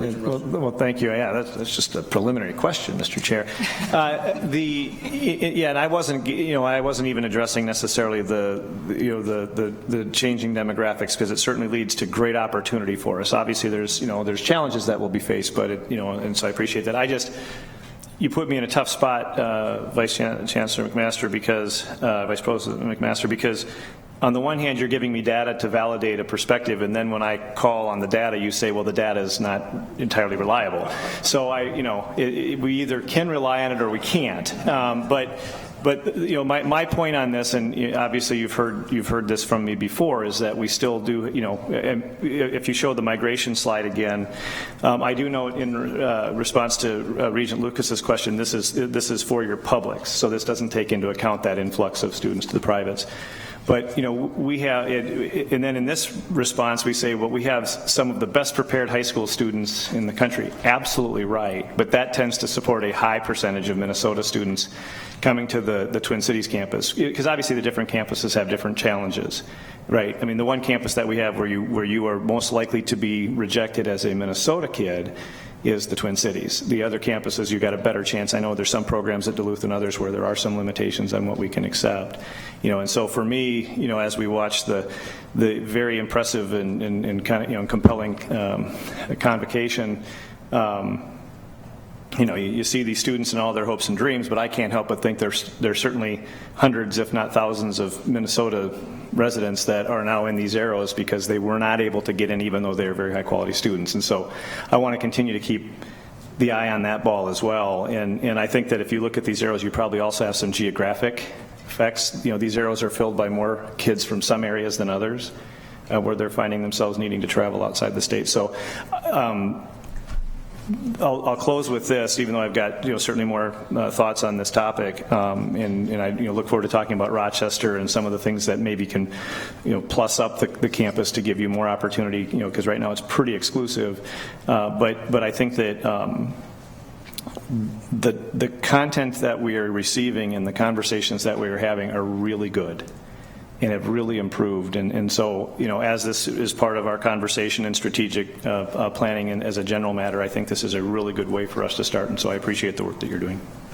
Interim Chancellor Carroll. Yes, Chair Amari and Regent Rocha. I would just in terms of the data and what it tells us or doesn't tell us and how we experience it, I would just call your attention to recommendation number 2, which is a result of those kinds of discussions among this group. Complete a competitive analysis of forces affecting system undergraduate enrollment at the University of Minnesota as a whole and on each of the 5 campuses. And if you go to the detail under that, you see our consulting with the Office of Institutional Research and looking at the data so very closely so we can get to really good answers that inform our tactical actions and next steps. So I think you're right to ask about the data, and we're asking about it as well. Thank you. Thank you. Regent Powell. Thank you, Chair Amari, and thanks very much to the presenters. I'll echo Regent Rocha's comment. I think this is terrific work. It's a great way to kind of start this conversation. The data is really helpful. It's very holistic, and so I just want to thank you for all of that. I think that what I'm about to say is probably captured in the next steps that you guys laid out, but I'll say it anyway, and that is that, you know, I think that, and by the way, I also appreciate very much the continuing, the word you used was distinctiveness, because I really do think that becomes a critical part of the exercise going forward. And I guess the comment that I would have is that, you know, this has to get boiled down to even in a world of interconnectedness and the system planning, you know, each campus is sort of a problem, you know, if you will, to be solved. And I think we have to, you know, that when we talk about this, as we continue to talk about this, I think we need to understand what are the numbers, you know, by campus? I mean, what are the numbers of applications, and what are the numbers of admits, and what are the trends, you know, over time, and kind of what's the trajectory? And I saw some of those, but I think it's very important for us to know, you know, the difficulty of the dive here, and what do we have to do, and what are the campus by campus metrics. I know that for the system overall, it's very positive. I mean, we have record numbers of applications, but as you look campus by campus, you know, there are some areas, you know, that are problems and areas of weakness. And so I think we got to look at those numbers and know what we're up against. And then, you know, I think it does become, it's kind of, we do have to create demand. I mean, it becomes a very concrete problem. And Regent Beeson, I think, talked about it. It's kind of a sales and, okay, I'm a marketing guy, but I'll say it anyway. It is a marketing, you know, challenge and there are metrics that I think we really need to focus on. We need to figure out a way to drive applications across these campuses. The numbers have to go up in some of them. We have to figure out a way to convert those into admissions, and we have to find a way to make sure that we're getting those applicants on campus. And so to me, it becomes a very concrete sort of marketing challenge. And that requires, you know, all the stuff that we know how to do around positioning and making sure that we actually deliver well on the positioning and of the campus. And so I think you touch on those things in your next step, but I would urge you to make sure that we've got a campus by campus focus, that we know what the key metrics are that we have to move in order to start to drive the numbers in the right direction, and that there's a very concrete discussion of the initiatives that we're going to take to do that, for what it's worth. Please, Vice Chancellor Olson-Loy. Thank you, Chair Amari and Regent Paul, for your insights and comments. I think that's one of the things that we find to be heartening about the Strategic Enrollment Summit that we had a year ago, and starting to look more at this data, that it was really the first time that I saw us looking at campus by campus data and then understanding the interplay between the campuses as well. So we're excited to gather more of that data and to look at the very things that you're suggesting going forward. I would also add to what you've suggested, that we want to also understand the interrelationships between the campuses more, that I think we have looked individually at what we're doing in some of those areas, but to understand to what degree does a decision made on one campus impact the enrollment on another campus. And one of the pieces that we talk about is to what degree does the strategic decision-making around the Twin Cities to grow enrollment and to focus, for example, in this last year on STEM majors, sustainability, and students from rural areas impact other campuses who do a great job with STEM majors from rural areas who are interested in sustainability? And how does that play out as we go forward? And again, not an intentional, the Twin Cities is building their vision to the detriment of others. I don't think that was any intention at all, but to what degree do we understand how decisions in one area of the institution may impact others, and how do we advantage ourselves so that everyone is successful and all of our campuses thrive and we keep more students in Minnesota? Student Representative MullerBunn. Thank you, Chair Amari. We've been discussing data collection on Minnesota student retention for a while, but I'd like to take a slightly different approach. As a lifelong Minnesota resident, I appreciate Vice Chancellor Olsen-Boyd's effort to look to the class of 2030 in hopes of addressing Minnesota's achievement gap, which is among the largest in the country.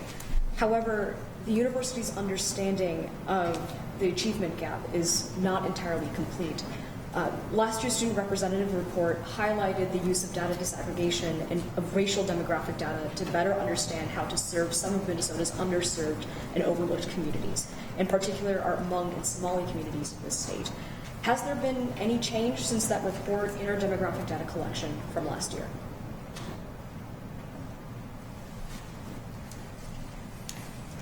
Vice Provost McMaster. Yes, Chair Amari and Representative MullerBunn. Okay, thank you. I can't say there's been any sea change in terms of the data collection and the direction that's going right now. The one aspect of this that I do want to mention is that we often get confused identifying certain ethnic groups in Minnesota because we don't gather the data on the application. So, for instance, we don't have students self-identify as Somali or Hmong. Basically, it's African American or Asian American. And I think a bit of progress there is because of the Common App, and the Twin Cities has gone fully into the Common App now, and the other campuses are slowly joining or quickly joining. Those categories are now appearing on the Common App, and we are going to be replicating those on our internal app so that as we move forward, we'll have finer-grained race and ethnicity data to be able to answer some of those questions. Regent Beeson. Thank you, Mr. Chair. There's low-hanging fruit here with everything we've talked about, but the more we talk about, the more concerned I am about the demographic challenges going forward, and we may need to do something more radical in terms of being able to get people outdoor system campuses. Rochester is really almost a suburb of the Twin Cities. Now, I know I know everybody's got campuses and silos, but we may need to be thinking about how we share students or how they move between Rochester and the Twin Cities, how we study abroad in the Twin Cities. I mean, I think I'm not saying we need to do something now, but I could see the day, because these demographics that are here, unless we're able to turn the achievement gap around as a state, I think we're going to be challenged in enrollment even more than we are today, and we're going to have to think a little bit differently about how we get people out into those communities and campuses. Any other comments? Regent Hsu. Thank you, Chair Amari. Well, I've been enjoying this conversation. It's one of my favorite topics. I am still curious as to whether or not work is being done to identify what our true capacities are by campus. Because if we're full at every campus, then that's another problem that we have to deal with, and trying to get more students packed into those campuses is really going to be the challenge. And then, of course, attracting new ones as we grow the size of those campuses. So I'm just kind of curious as to whether that's inside your sphere of work, or is that someone else's?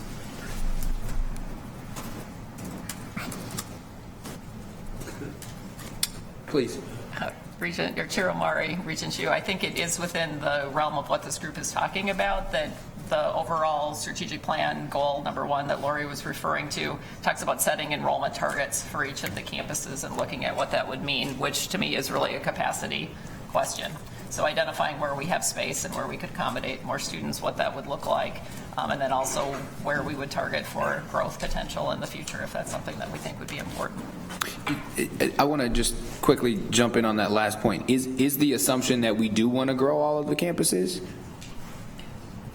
We will need to talk about that. I just wanted to make sure that there was a clarification. Yeah, and thank you, Mr. Chair. I wasn't trying to suggest that. I'm just trying to say if we're setting a target, we should know what our capacity is relative to that target. Otherwise, we may choose a target that's too high for that campus to support. And so just a follow-up question. I know that over the summer we heard that the Twin Cities campus specifically had an incoming class around in the 6,200 range, which is a record. And I'm just wondering how many actually showed up, moved in, went to class, and then how we're doing at the other campuses, if you know. Vice Provost McMaster. I just wanted to point that our president had a question. Does he want? Go ahead. Okay. So indeed, Regent Hsu, it looks as though this will be the largest class since 1970. Actually, not a record because some of the classes back in the mid to late 70s were even larger. But in 45 years, this is the largest class. We have a lottery going in my office in terms of how many will show up. I'm guessing 6175, so near 6,200. So it will be a large class. And I think getting back to your other question on the overall size, I think the Board of Regents are aware that the Twin Cities has an enrollment plan that calls for growth to, at the high end, 33,000. If in fact we continue to bring in 6,000 to 6,100 freshmen and the same number of transfers, which is about 2,800 a year, we're quickly going to get to that 33,000. And I think you've heard the provost and me talk about the constraints to further growth. It would be housing, it would be advising, it would be classrooms, it would be financial aid. And so our analysis over the last few years did point to a possible growth to 32 to 33 without breaking the systems, but anything beyond that I think would require a lot of additional analysis. Vice Chancellor Carroll. Yes, Chair Amari and Regent Hsu, you did inquire about each of the other campuses, and I can address the University of Minnesota Rochester and its incoming first-year class as being its record class. And our campus-level enrollment management goal for that incoming class was 200, and we're at 221. We set that goal based on our capacity to maintain our innovative education model. So we don't want to grow more quickly than is appropriate to sustain what we're doing with education. So our campus level goals over the next few years in a 5-year enrollment management plan are to grow by 50 additional students per year. So we did meet that goal this year. We do have every bed full with first year students and a few second year students, and pursuing additional housing. And so the constraints that were mentioned in the overall analysis are constraints that we're living out as this new campus grows. And there was a great write-up today in the Min Post, I believe, about the Rochester incoming class. President Kaler. Thank you, Chair Amari. Just a little small additions. These have been great answers. We do on the Twin Cities campus go college by college. Bob and his team and the dean, the provost, look carefully at where capacity is. And as you know, we do have capacity in CFANs. I think it's fair to say we have some capacity in design. We are full to overflowing in CSE and pretty full in CLA. So those are areas. And Duluth, the situation is very full in the STEM areas, room in business. Business is also full here, but room in the liberal arts. And you know, it's a lovely discussion to have, and I smile every time somebody suggests that we can put students somewhere. We can't put them anywhere. We can encourage them to go, but they're very hard to just put. And I think as we look at growing advertising and our social media presence and other reach outs to students to help them identify opportunities that they don't know about in the system is where the sweet spot will be. Thank you. Thank you. See no other questions and comments. Thank you to the presenters, and thank you to colleagues for a robust conversation that is far from over. Thank you. Next, we will transition into an ever so important conversation about the role of our libraries in advancing the tripartite mission. This item is up for discussion, and I think that we'll be significantly enlightened on the robust nature of our university library system and the importance and critical nature to the work that we do here at the U. Provost Hansen. Thank you, Chair Amari and members of the committee. I've invited University librarian and McKnight Presidential Professor Wendy Pratt-Luget to tell you more about our award-winning university libraries. You've probably seen it in your docket for tomorrow morning's meeting, or maybe in the newspaper, that the libraries recently received the National Medal for Museum and Library Services. This award, given to only 5 libraries a year by the Institute of Museum and Library Services, celebrates institutions that respond to societal needs in innovative ways. I'll also note that we are only the 3rd academic library to win the award in 23 years, a sign that the University of Minnesota University's libraries are leaders in supporting both our academic community and the community beyond the borders of our campus. We are rightly proud of the libraries, but we have Wendy here today because we wanted you to learn more about all the ways in which the university libraries support the delivery of the mission of the university, as well as provide direct service to the state. I think you'll see that this is not the library that you may remember from your time as a student. As Wendy will describe, the role of the academic libraries, the value of librarians' expertise has grown and expanded as the methods of creating and sharing knowledge have changed. So I will turn things over to Wendy. And before we get to Professor Luget, let me just quickly say that I continue to tweet all the awards that you get. It's a great problem to have when they come into my inbox. And the number of friends I have that went to the U of M and then went somewhere else and are jealous of our libraries are too many to count. So with that, please, Professor Luget. Well, thank you, Chair Amari. That's wonderful. And thank you for this opportunity to talk about how the libraries relate to that 3-part mission of the university.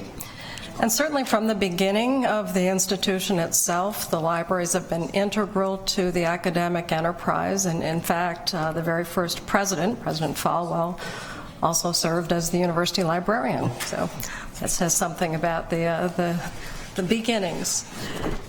But if you scroll forward 140 years, today's Twin Cities campus libraries, and we have 12 of them, now embrace about 8 million volumes in our collections. We have a hugely quickly emerging and growing digital world that we deal with. And we're building on what we have as a stellar history. Back in the 1940s, we were the 6th largest research library in North America.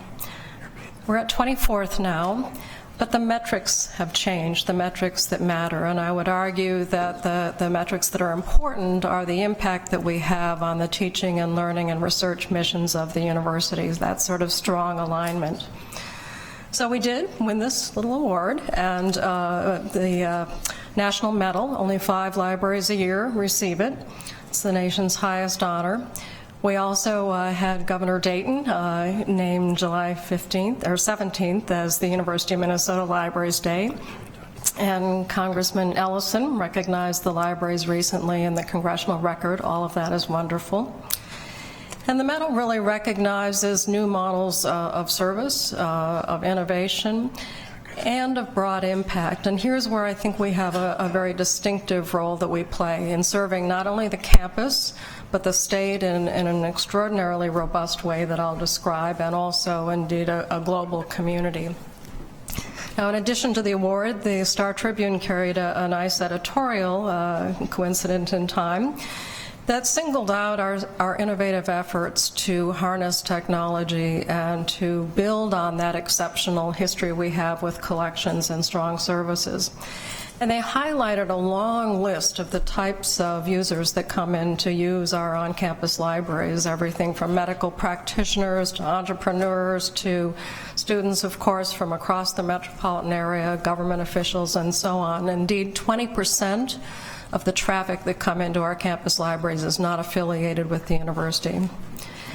Now, I'll call your attention to that highlighted box and the editorial noting that libraries are fundamental to the infrastructure in an information-based economy. And I want to speak to that role, that sort of infrastructure question, if you will. And I'll be speaking about that, but also about what it means to be an academic infrastructure for the institution, the state, and beyond. Now, to frame the remarks, I want to think about perhaps Provost Hansen mentioned the sort of images we all have from our time in college and what the library was like. And historically, libraries were the go-to place, and I mean that quite literally. You had to go to the library to use its collections. There was a catalog there that helped you find access to that collection, and librarians who built the collection and also mediated any information need you had. It was a very well-bounded resource, as this graphic suggests. But if you think about the forces of change, and this is obviously very abstractly presented here, but they are interrelated forces that have occurred in the last 2 decades. We had the rise in the 90s of protocols for sharing and creating digital content. We had the rise of the web, certainly, in terms of thinking how you looked for information. That impacted in turn how research was conducted, the rise of data, and we've heard some about that today in other presentations, and seeing data as an essential asset for so much of what we do. And that in turn, there were effects on our students and what they expect, and greater interest in experiential learning, and that affects how we think about places we provide, places, learning commons, research commons, and the like. So all of these things are affecting that which we think of as library and are in an ongoing force. But those core things in the middle, now conceived as content, as expertise, and technology which provides access, are critical. And the fundamental difference is that now the libraries are engaged in all aspects, all phases of that information creation, sharing, use, and preservation.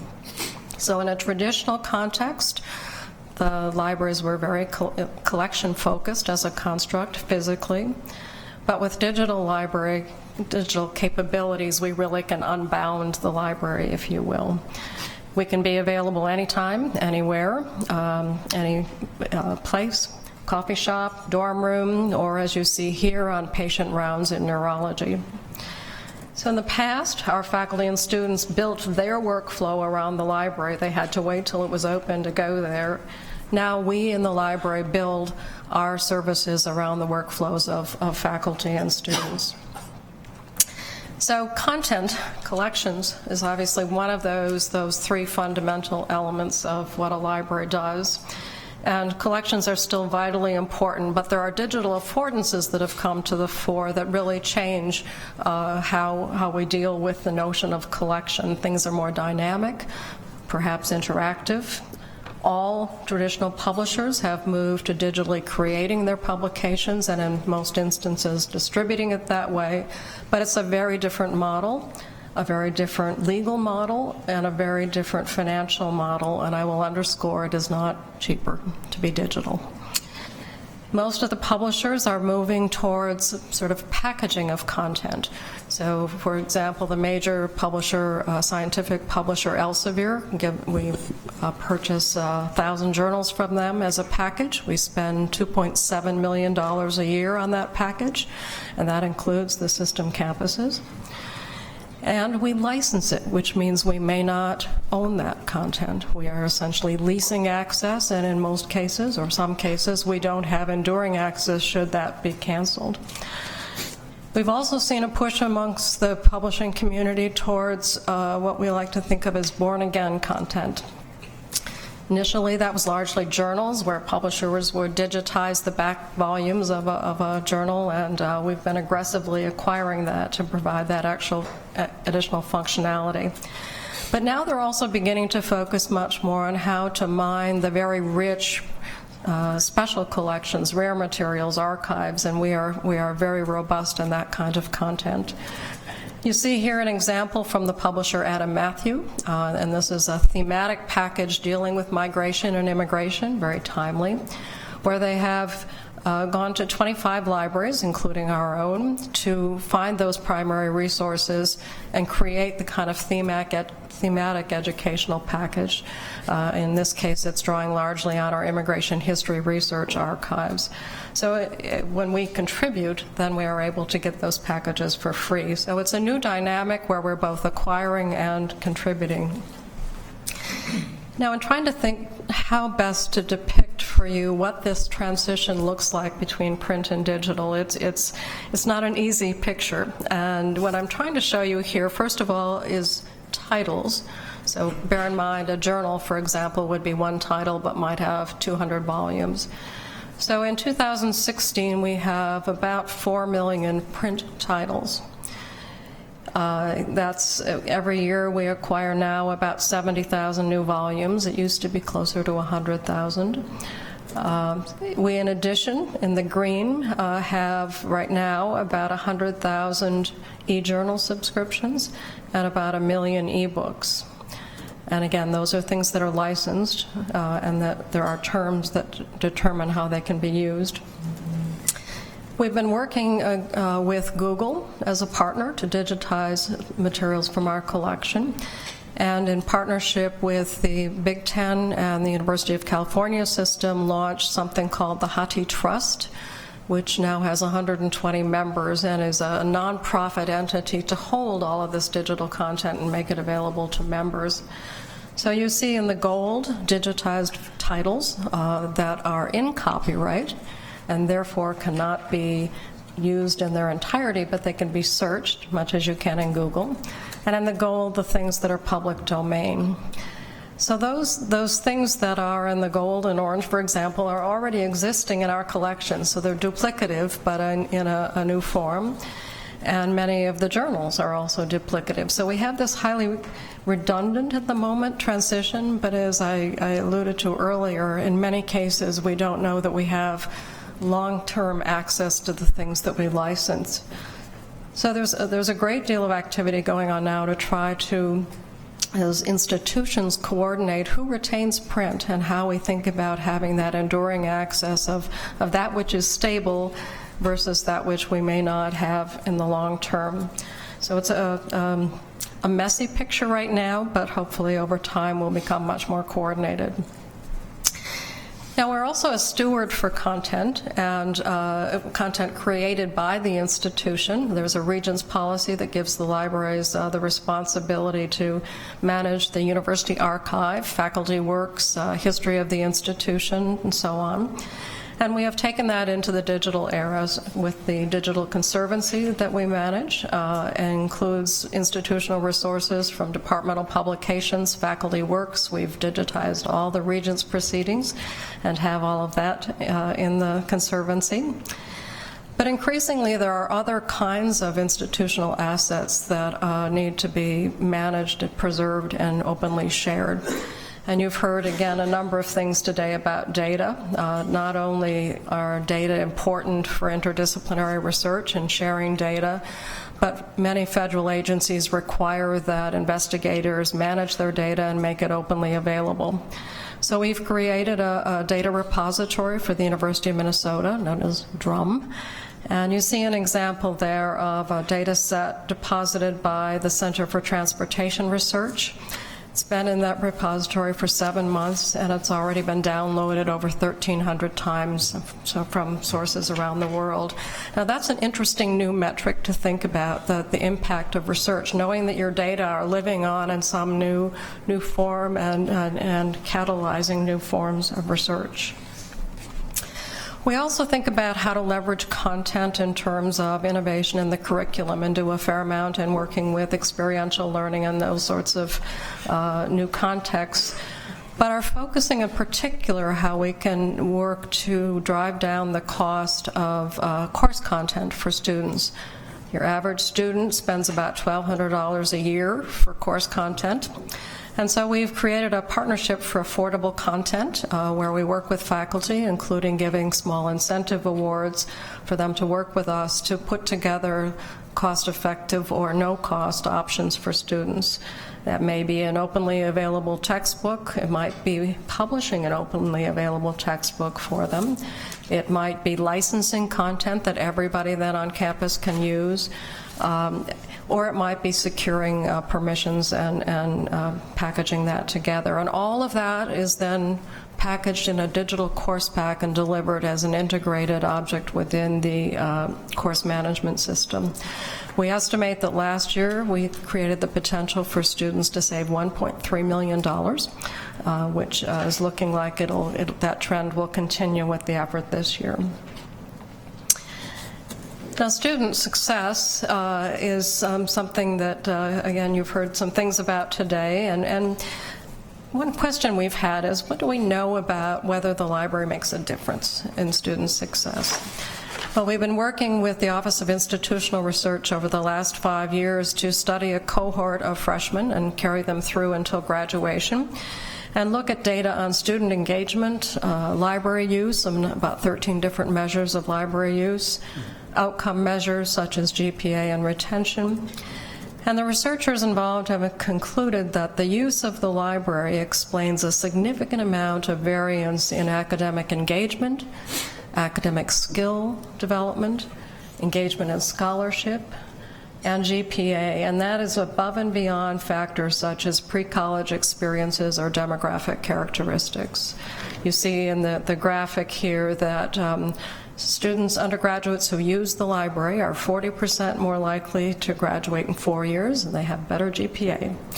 Now, how do we do that? And we think some of the impact has to do with the instructional programs that we offer, how we are engaged within classes, how we help students develop critical thinking skills and techniques to understand and use content in more effective ways. And that comes through a number of ways. Our librarians are in the classroom about 150 hours a month, teaching as part of courses, whether it's the first-year writing courses or the first-year experience courses, and getting at the sort of fundamental skills of inquiry and critical discernment. How do I know if content is good? Is it fake? Where did it come from? Its provenance, how to use it effectively and legally. We have a number of online resources as well. You see an example to the left there of one of the introductory tutorials we have online, but there are many, many more tutorials that deal with specific topics. And then there are advanced programs that deal with specialized activities, whether it's spatial digital humanities or media integration, copyright, how to integrate archival materials into courses, and a full workshops on data management. In the health sciences, we're deeply integrated into the curriculum, teaching evidence-based practice as well. Now, for graduate students and faculty, there's a different kind of development also taking place, and that is how to help them understand or expose to or employ new research methodologies. We have a program called DASH, Digital Art, Science, and Humanities, in collaboration with CLA, that has programs every month dealing with things like digital storytelling, text mining, crowdsourcing, a whole array of new methodologies that can be incorporated. And I want to share an example with you that perhaps you heard about last night on KARE 11, or a couple weeks ago it was in the Star Tribune as well. But it's a fascinating project in the social sciences dealing with mapping prejudice.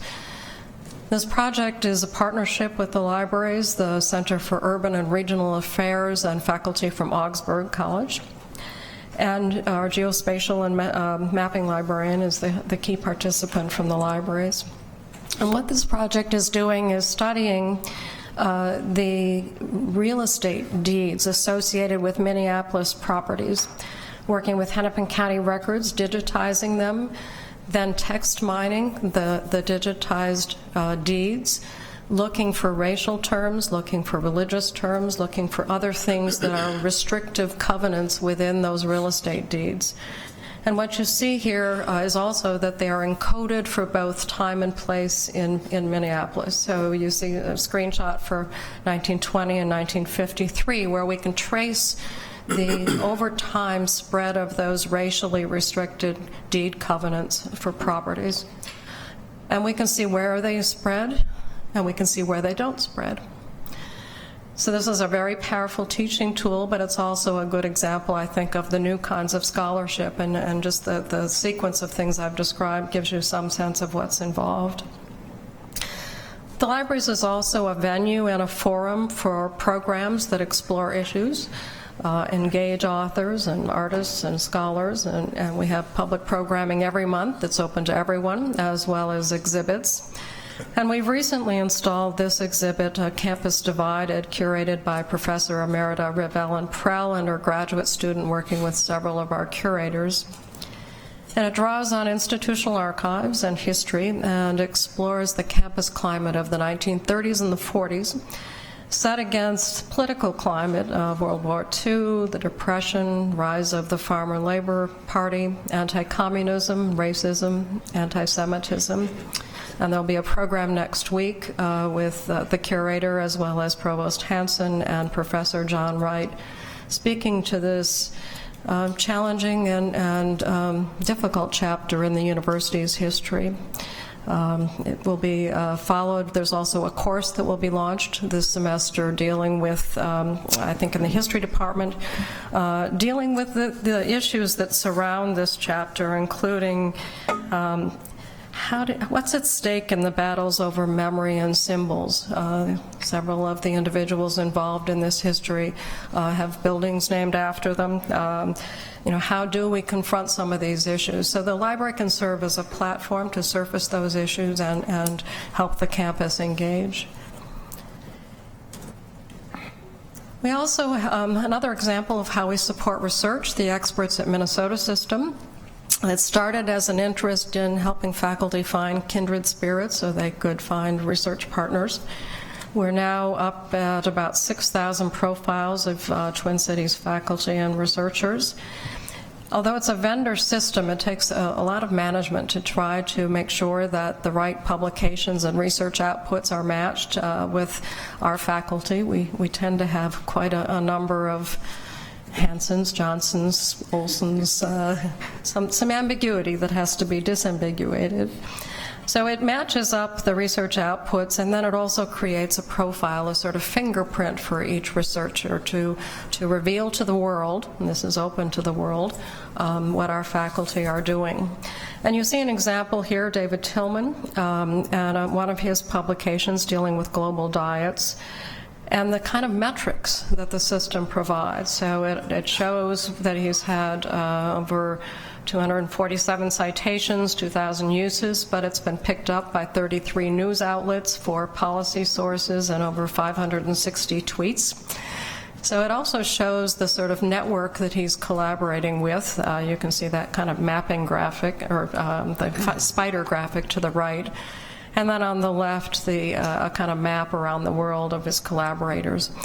Since this is open to the world, it's used around the world, and 35% of the traffic of use is outside of the U.S.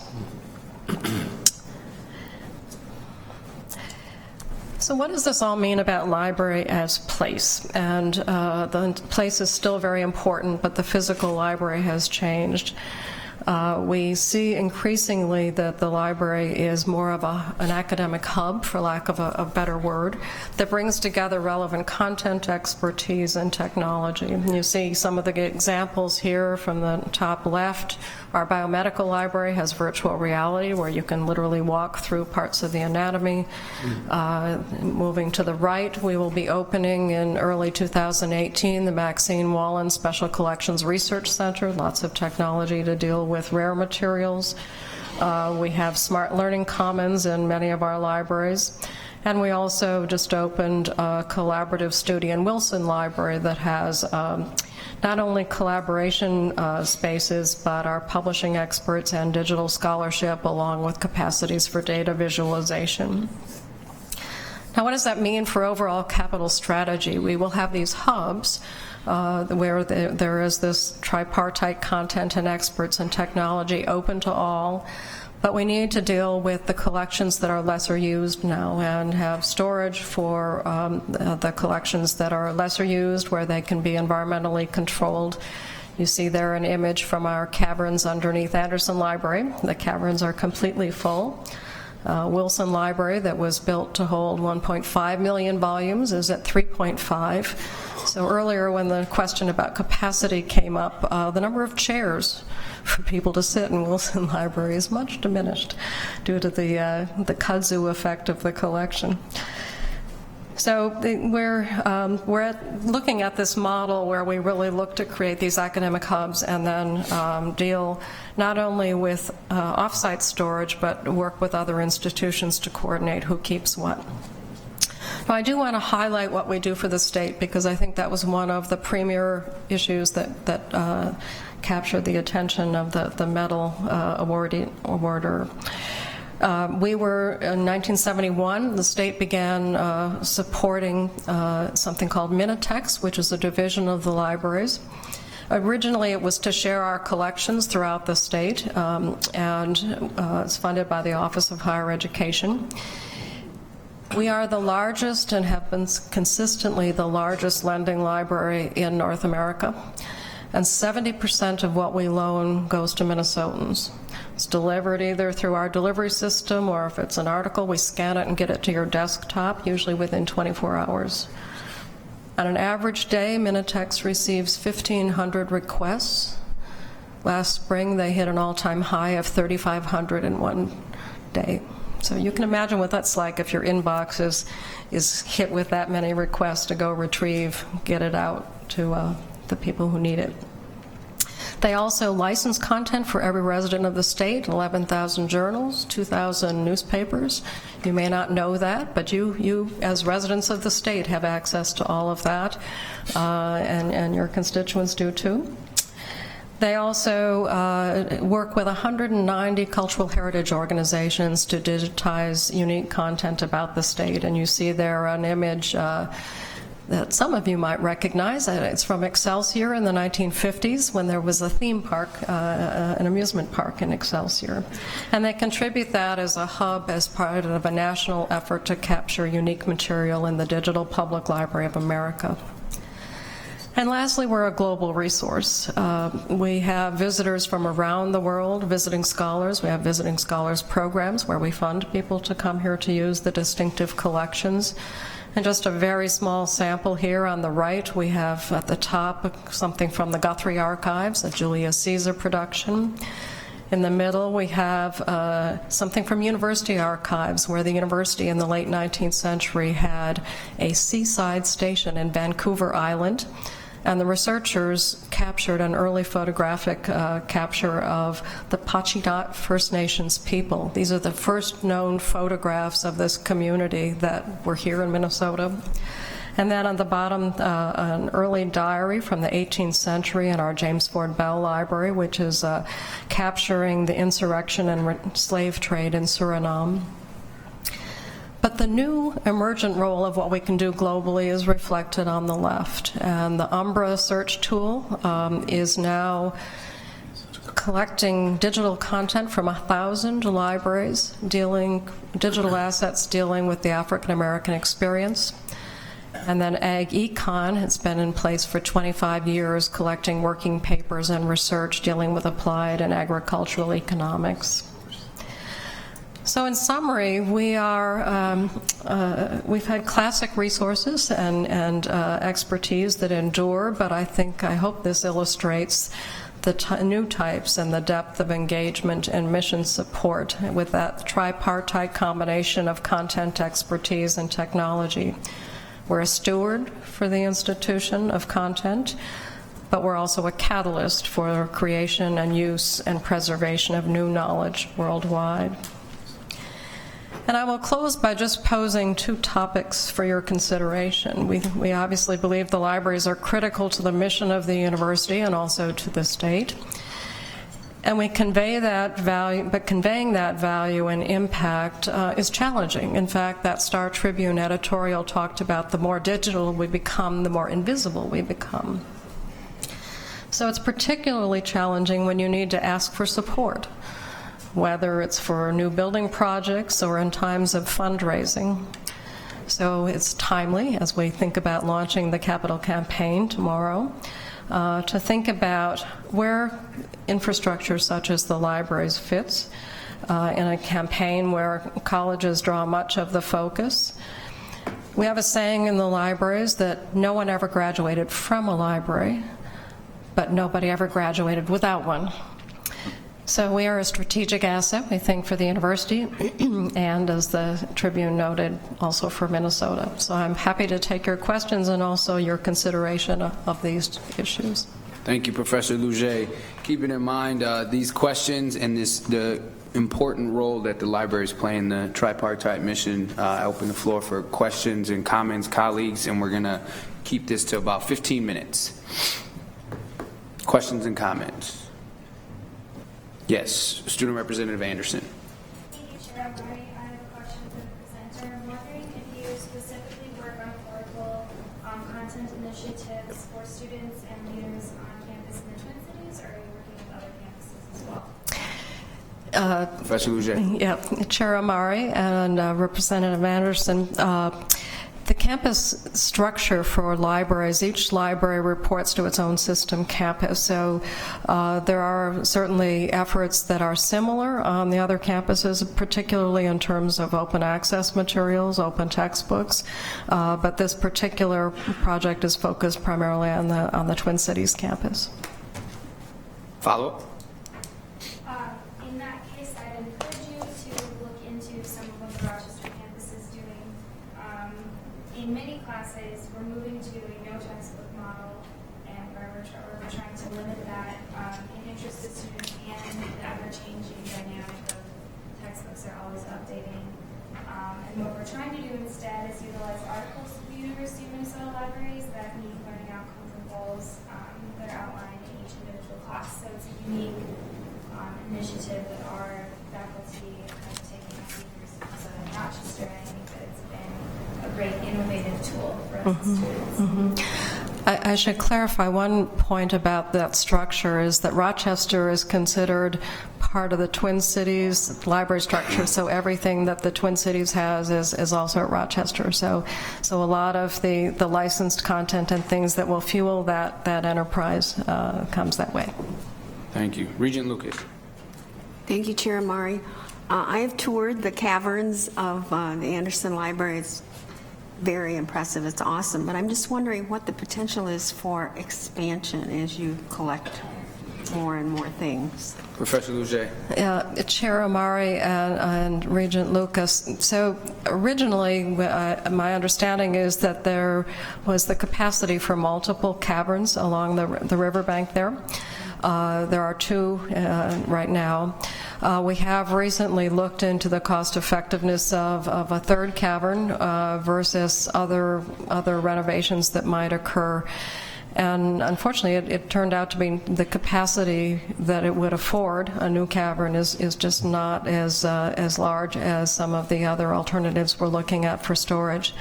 That said, for archival material, things like architectural archives and such, they would remain in the cavern. So our goal over time is to have additional storage to move book-like objects into off-campus site and then expand the archives into the second cavern. Thank you. Thank you. President Kaler, you want to comment on that? Thank you, Chair Amari. Just to put a period after that sentence, remember that our long-term strategy is embodied in the Murphy Warehouse property, which we purchased 18 months ago, and we have in the 6-year capital plan placeholders to refurbish that space and move the vast number of artifacts we have of every possible description there, freeing up core space where there are now libraries in the center part of the campus. So that's our strategy. Thank you. Regent Beeson, please. Thank you, Mr. Thanks for the great presentation. This may be the first time we've heard from the library system in my 9 years on the board, so this is important. I'm wondering whether any of your colleagues are beginning to rethink about the word library, whether it's really descriptive of everything that you do, and from a branding standpoint. You turned over that question to some Carlson students and asked them to give you a new name. I know that it's historic and it's traditional, but you're certainly not doing what your predecessors were doing at Walter Library 100 years ago. You're doing a lot more. Any talk about that nationally? Professor Lujet. Yeah, Chair Amari and Regent Beeson, that's an interesting question. There certainly have been some institutions that have abandoned the L word. And when I was at University of Michigan, for example, their graduate program in library science transformed itself into a school of information that brought in faculty from many, many disciplines to deal with information as an asset, whether it's public policy or economics or artificial intelligence. But I think it's a word that has an enduring value and also has an ethical suite of values with the profession that by and large most institutions are sustaining that word. It means something to people when they think of library. Earlier we heard the word curate, and that's a word that seems to be overused these days, but it too has a fundamental definition about managed and stewarded and crafted content that endures. So I don't think there's any movement to change the way we brand ourselves. That said, within individual libraries, there are certainly new types of facilities that have new brands: collaboration studio, media studio, learning commons, and the like. Thank you. Regent Anderson. Thank you, Chair Amari. Question I have is I took a tour of the Wilson Library, and it gets back to the storage issue, but you mentioned that there would probably be some reference books that you would be moving and making more student I don't want to call them lounges, but study areas, let's say contemporary study areas. So it piqued my interest. Back when I was in school here in the mid and late 70s, we used Wilson Library a lot. My question is, do you have any idea what the walk-in usage, I know so much of it now is net-based and stuff like that, do you have any idea what the walk-in usage of Wilson Library is compared to like the mid-70s? Professor Lujet? Chair Amari and Regent Anderson, I can't go back as far as the 70s, unfortunately. Thanks a lot, yeah. Although I was a graduate student here in the 70s, so from that experience. That said, we recently renovated parts of the first floor of Wilson Library, both in terms of providing more seating, more collaboration space, and also with a generous gift have created this new collaboration studio. And once we did that, we saw a 65% increase in the use of Wilson Library. It now sees about 800 uses a year. Overall, our library system sees about 2 million users a year. So I think that one anecdote suggests if you improve it, they will come. Thank you. Student Representative MullerBunn. First of all, thank you, Chair Amari. First of all, I want to thank you so much for being the steward of such a fantastic library system. As someone who's a liberal arts student, I certainly use the library system every single day. Good. And I think one of the distinctive things about the university library system is not just in terms of its digitization, but rather the distinctiveness of the physical resources that the University of Minnesota has. Mm-hmm. And I know that many of these resources are centralized within the University of Minnesota Twin Cities, such as, for example, the South Asian Ames Library, but there's also the University of Minnesota Duluth's Ojibwe collection that are distinct to the specific physical locations. So my question is, how does the university library system share these unique physical resources across the system to make sure that all students and all faculty and all staff have access to these distinct collections? Mm-hmm. Chair Amari and Representative MullerBunn. it's a challenge because the things that are distinctive and rare typically don't circulate, so one has to come to use them, which is why digitization has really opened up a whole new world for us. We certainly work with the system campuses. They are part of that Minnesota Digital Library and participating in digitizing their unique things to be part of the Minnesota Digital Library. And all of that is funded by legacy funding. So they get the digitization done for free. We manage those assets. And one thing that is perhaps one part of that invisibility equation, we also recently implemented a digital preservation system so that the digital bits won't disappear over time. So we're very much supporting their making those resources available and us sharing our resources with them. Thank you. Regent McMillan.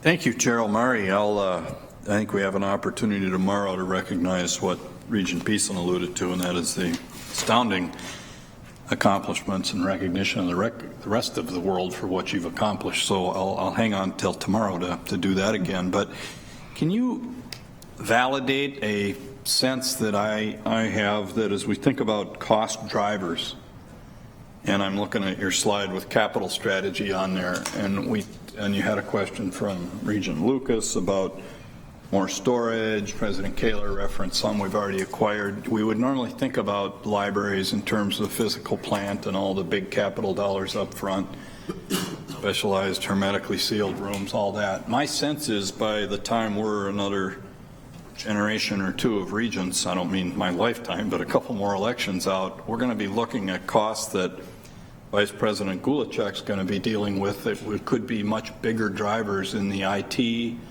the energy storage space, the licensing, access that could dwarf anything in terms of physical space. And I don't have empirical proof of that. You alluded to it.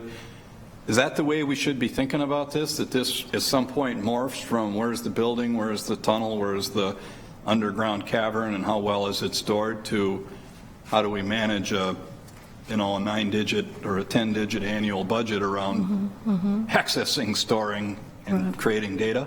Right. Great question. Professor Luget. Chair Amari and Regent McMillan, actually there's been some research done on that. Now I need to qualify that it doesn't cover all of the campus infrastructure that would be necessary, but an economist at Michigan has looked at the full cost of storing a physical book in an active library, storing it in a closed storage environment like the caverns, or digitally storing it. And it takes into account utilities, a whole, energy consumption, all of those sorts of things. And I'm going to try to remember the numbers. I think the digital was close to about 85 cents a year.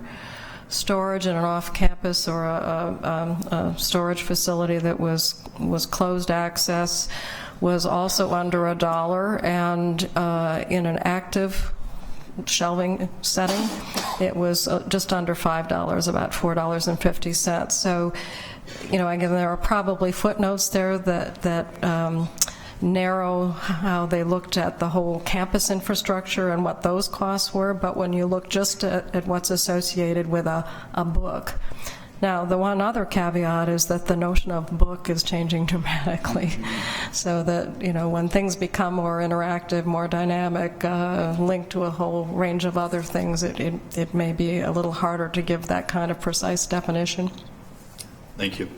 That's a great follow-up conversation to have, I think, and perhaps in another committee in conjunction with this one. Two more regents who are going to be very precise, Regent Hsu and Regent Powell. I'm going to be very precise. Thank you, Mr. Chair, for the reminder.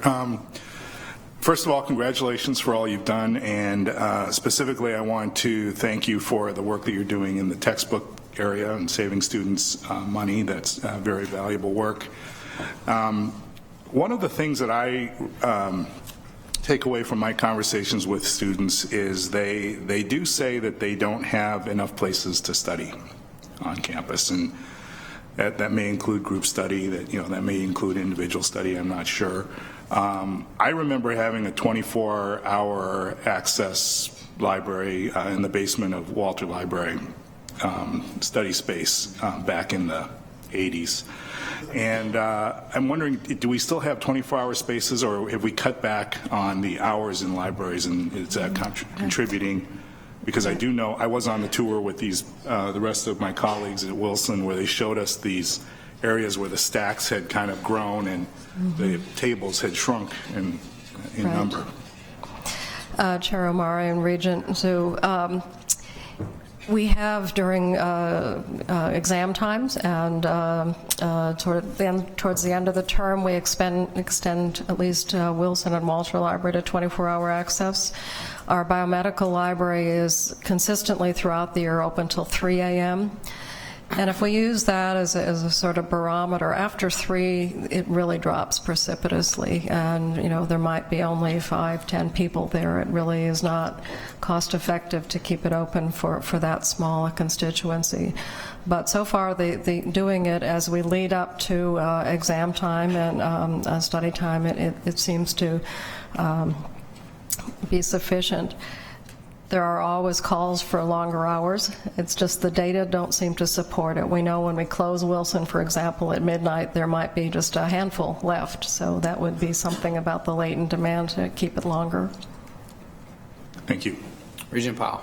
Thanks, Chair Amari, and thank you, Professor Leger, for the presentation, and congratulations on the very well-deserved recognition. So President Kaler commented on the land acquisition, and I think building and that sets the stage for, you know, infrastructure priority. Maybe if you could elaborate and extend and just tell us what are the really top capital and infrastructure priorities over the next 5 to 10 years as you see them.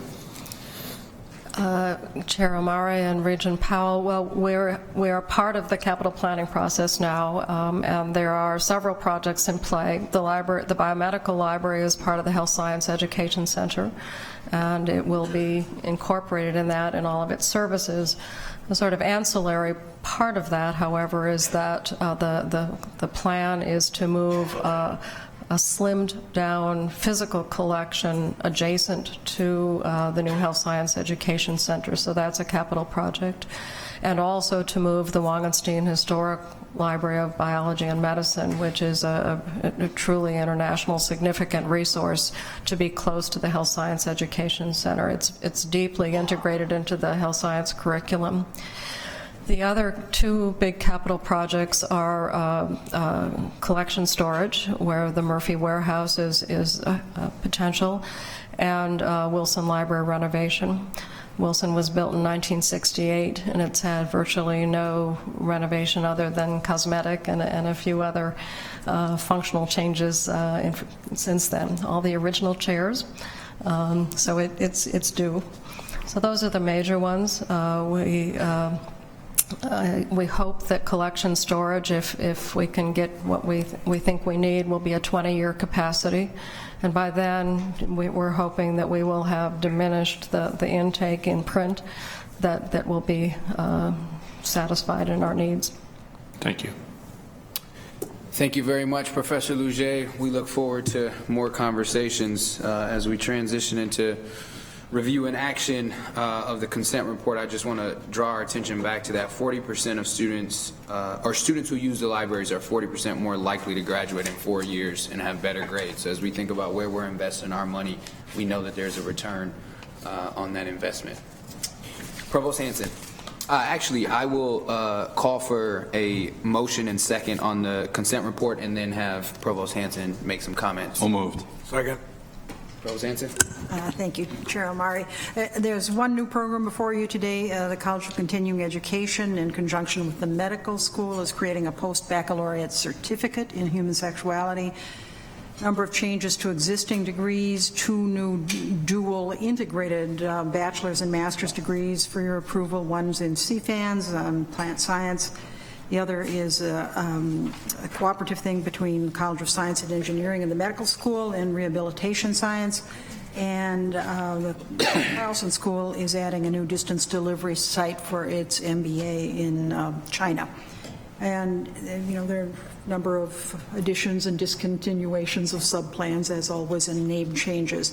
There's one certificate being discontinued from the College of Education and Human Development.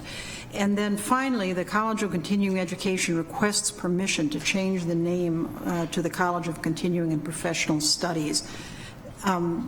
They've done market research and looked at peers, and they think the name better resonates with students, is more accurately reflective of their mission. We solicited comment from all the deans on the Twin Cities campus to give feedback, and there were some discussions, but they have all at this point approved.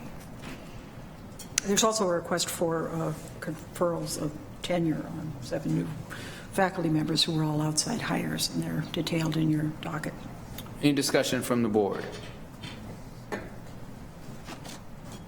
Regent Hsu. Thank you, Mr. Chair. Regarding the name change, could you give us a little bit more information on that? I was not aware that that was coming, so. Part of it is just the sort of changing fashions for continuing schools of continuing studies. They want to kind of, in some sense, elevate the profile of it by referring to continuing and professional studies. There was some initial concern that there might be a confusion between that and the professional colleges, but that was initially an abstract concern that we had. We solicited the opinions of the deans about it, and we had further discussion with the dean of the Carlson School and the College of Education and Human Development, and they are at peace with the idea that this actually isn't a term in use for them, and that there won't be that kind of confusion. We see it as more reflective of the national landscape for essentially what had been continuing schools of continuing studies. Regent Hsu. Thank you very much for that explanation. That was kind of my concern, is what the professional school deans thought about it. Thank you. Any other comments or questions? Seeing none, all those in favor? Aye. Aye. Opposed? Motion carries. I'll draw your attention to the information items. If you haven't had a chance to read them, please do. There are many wonderful highlights across them, and then I'll turn to Provost Hansen for some comments. Thank you, Chair Amari. We really have an additional information item we want to bring to you today, and so thank you for allowing us this opportunity to comment on something that we hadn't included in the docket. That is on the federal decision to begin to rescind the Deferred Action for Childhood Arrivals, or DACA. President Kaler put out a memo to the university community on Monday which referenced our collective and unwavering support for the young people registered in this program, many of whom are our students, and stated that as a university system we'll do everything possible under law to continue to support them.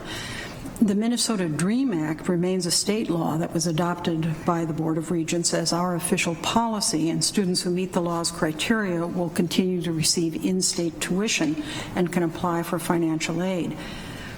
President Kaler's memo also encouraged all students, faculty, and staff affected by today's DACA decision to contact the university's immigration response team and to take advantage of the resources available with this team and on each campus. The immigration response team was formed earlier this year, and we have a couple of the movers in connection with the immigration response team here with us today, I think. I actually can't see with the lights, but Meredith McQuaid, who's the Associate Vice President and Dean of Global Programs, the Global Programs and Strategies Alliance, and Marissa Hill-Dongre, who's the Director of the Immigration Response Team. Are you here? Oh, so they are available to answer your questions if you have them. But I should just say that the Immigration Response Team has been very active since its formation, and the staff have been engaged in outreach across the system. It is a resource that is very much appreciated by the students and faculty and staff of this campus, and they've been doing a terrific job, and they are ramping up to deal with this issue. So. Any members have questions considering the new announcement from this week? Yes, Regent Hsu. Thank you, Mr. Chair. I'm just wondering if how big a problem is it for us in terms of Do we have a size in terms of number of students involved and or affected? And is there, how many students have taken, I guess, advantage of the resources that we've offered? So before I turn to President Kaler, and please, if you would join us at the table, as they answer the logistical and statistical numbers, I want to make sure that we're mindful of those that might be registered as DACA students, but then those staff, faculty, and students who are impacted in different ways by something like this, including mental health, including confidence in the classroom, so on and so forth. So it's not just a number of students that might be registered as DACA students, but it's an entire community of people who could be impacted. So I'll go to President Kaler first. Thank you, Chair Amari. There are about 800,000 DACA students in the country. I am told by OEH that Office of Higher Education, OHE, 6,300 approximately students in Minnesota. We actually don't know how many are at the University of Minnesota because we don't ask. We have no indication on our application form for your immigration status, and if you graduated from a Minnesota high school, we won't know. In terms of the number of students impacted, I'll turn to my colleagues so they probably are in a better place to give you a snapshot of where we are on that. Okay. Please, Director Hill-Dongri. Thank you, Chair Amari, Regent Chu, President Kaler. The number of students affected, I think, is something sort of directly impacted because they're DACA recipients, is something, like President Kaler said, that we don't know yet, but just this week, I've really seen the number of students who are contacting me with questions related to DACA ramp up.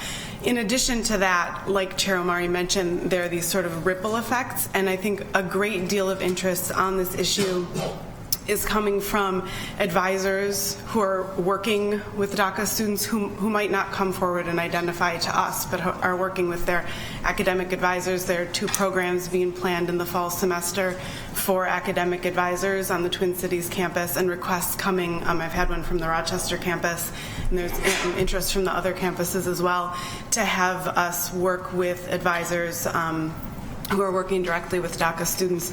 Additionally, faculty and staff have a lot of questions about how their work with these students might be impacted by the decision. So that's some indication of the effect that it might have.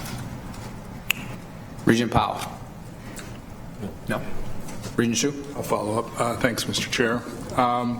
Appreciate that. I just would like to make sure that any resources that we're providing, that we A, have enough resources, and B, are providing it in a consistent manner so that people are getting the right information when they need it. Thank you for that question, Chair Amari, Regent Chu. It's a point that we've thought a lot about in the short period of time that the immigration response team has existed, which is since the end of March. So we have a website, keeping in mind that it's a system-wide charge, we have a website that aims to be sort of a hub for our resources and information. We have campus by campus resources for immigration related information, and I think the idea is really that we are a hub to connect people to information and help, such as, for example, at the Twin Cities campus, student legal services. If there's students who need help actually filling out immigration applications, we're not doing that. We're referring to student legal services. And so I think that that's something we're keeping in mind as we see what the lay of the land is, as we see what the work is. And the other thing that I'm really telling faculty and staff and students when I go out and talk about the immigration response team is that we're counting on feedback from these individuals and groups to help us figure out how we can best address the needs they have. Associate Vice President McQuaid. Thank you. Chair Amari, Regent Chu. I wanted to add, Marissa Hill-Dongri has worked for me in International Student and Scholar Services for a number of years. She's a graduate of the University of Minnesota Law School, so you know she's brilliant. She has a great deal of experience as an immigration lawyer, so she's a great person to lead the immigration response team. We have basically rearranged the International Student and Scholar Services, so her work there is being done by others. She can run the immigration response team. And I think the really interesting thing about this work is It started basically with the first travel bans because there was just so many questions and so much confusion. But I want to point out there was a lot of interest by the community, students, faculty, and staff who just wanted to offer help. And so there's now, I think, over 900 people on the listserv for the IRT that just want to be kept apprised and know if there's things they can do. So it is a sort of an ombudsman office, if you will, but also Marissa's doing a lot of informational panels and then being able to link people with the particular services they're seeking. So I think it's been a great response at this point. Regent Swigum. Mr. Chairman, upon thoughtful reconsideration, it might be best I pass. Regent Rocha. Thank you, Mr. Chair. As we look through this, and I know the President made a statement on this topic, it's, we're in sort of a charged environment right now. And, when we look at members of our community, as our family, we certainly have great concern about the impact on people, how it affects them, as the chair stated, emotionally as they're moving into their academic career with this kind of uncertainty. My suggestion, as I understand it, and I'm certainly not the most savvy up here with respect to the politics of these things, but having a period, a 6-month period before this takes effect, it certainly seems that Congress has an opportunity to make a more permanent solution. So I would recommend, if it's not already in the works, that perhaps the President, possibly with the chair, take a balanced approach to talk about how important this is to members of our community and how important these members of our community are to the state and the university, and reach out to all of members of our congressional delegation, Senate and House, urging them to resolve this, to put people back on a more permanent and secure footing in that respect. President Kaler. Thank you, Chair Amari. To your point, Regent Rocha, you're exactly right. There needs to be a balanced approach here, and this is a very important element to members of our community from a human point of view. It's a critically important part to the future of the state of Minnesota from a workforce point of view, and we're going to join with leaders in the business community to communicate that issue. The National U.S. Department of Chamber of Commerce made a very substantial statement about the pain that this is going to cause us economically as well as to the individuals involved. And so we will push on this very hard. It is a window for Congress to act, and we hope they do. Of course, the President tweeted some ambiguity about this last night too, so it's a very confusing mix right now. Regent McMillan. I'm all in for that helping, doing what I can here. Student Representative MullerBunn. Thank you, Chair Amari. And over the past couple of days, there have been several students on our campus that have come to student leaders very concerned about the recent developments in DACA. And my question is that we as student leaders have seen a lot of isolated advocacy in terms of addressing DACA, whether that is direct lobbying with our federal and state delegation, or advocacy in terms of providing information and resources to affected students on our campus.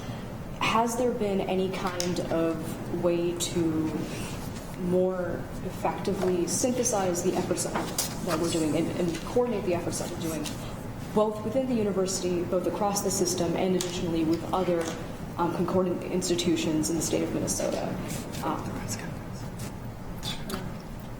Director Hill-Dongre. Okay, thank you, Chair Amari. Representative, I can't see your last name, I'm sorry. It's at an angle, I apologize.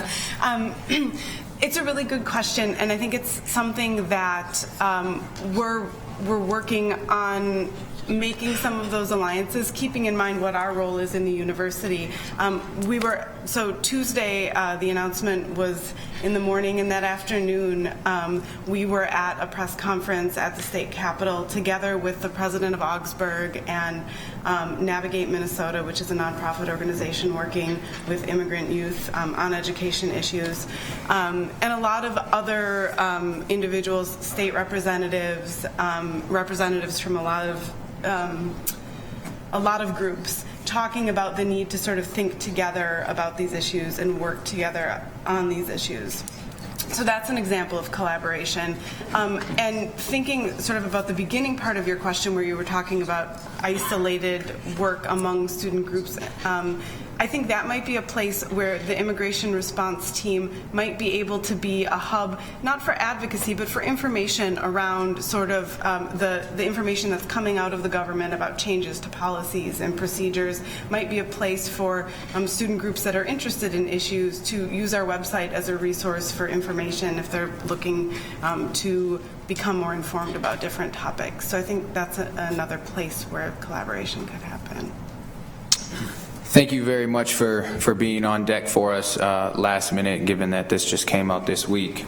We look forward to continued collaboration and finding ways to support those impacted in this way by this decision. With that, members, we are adjourned.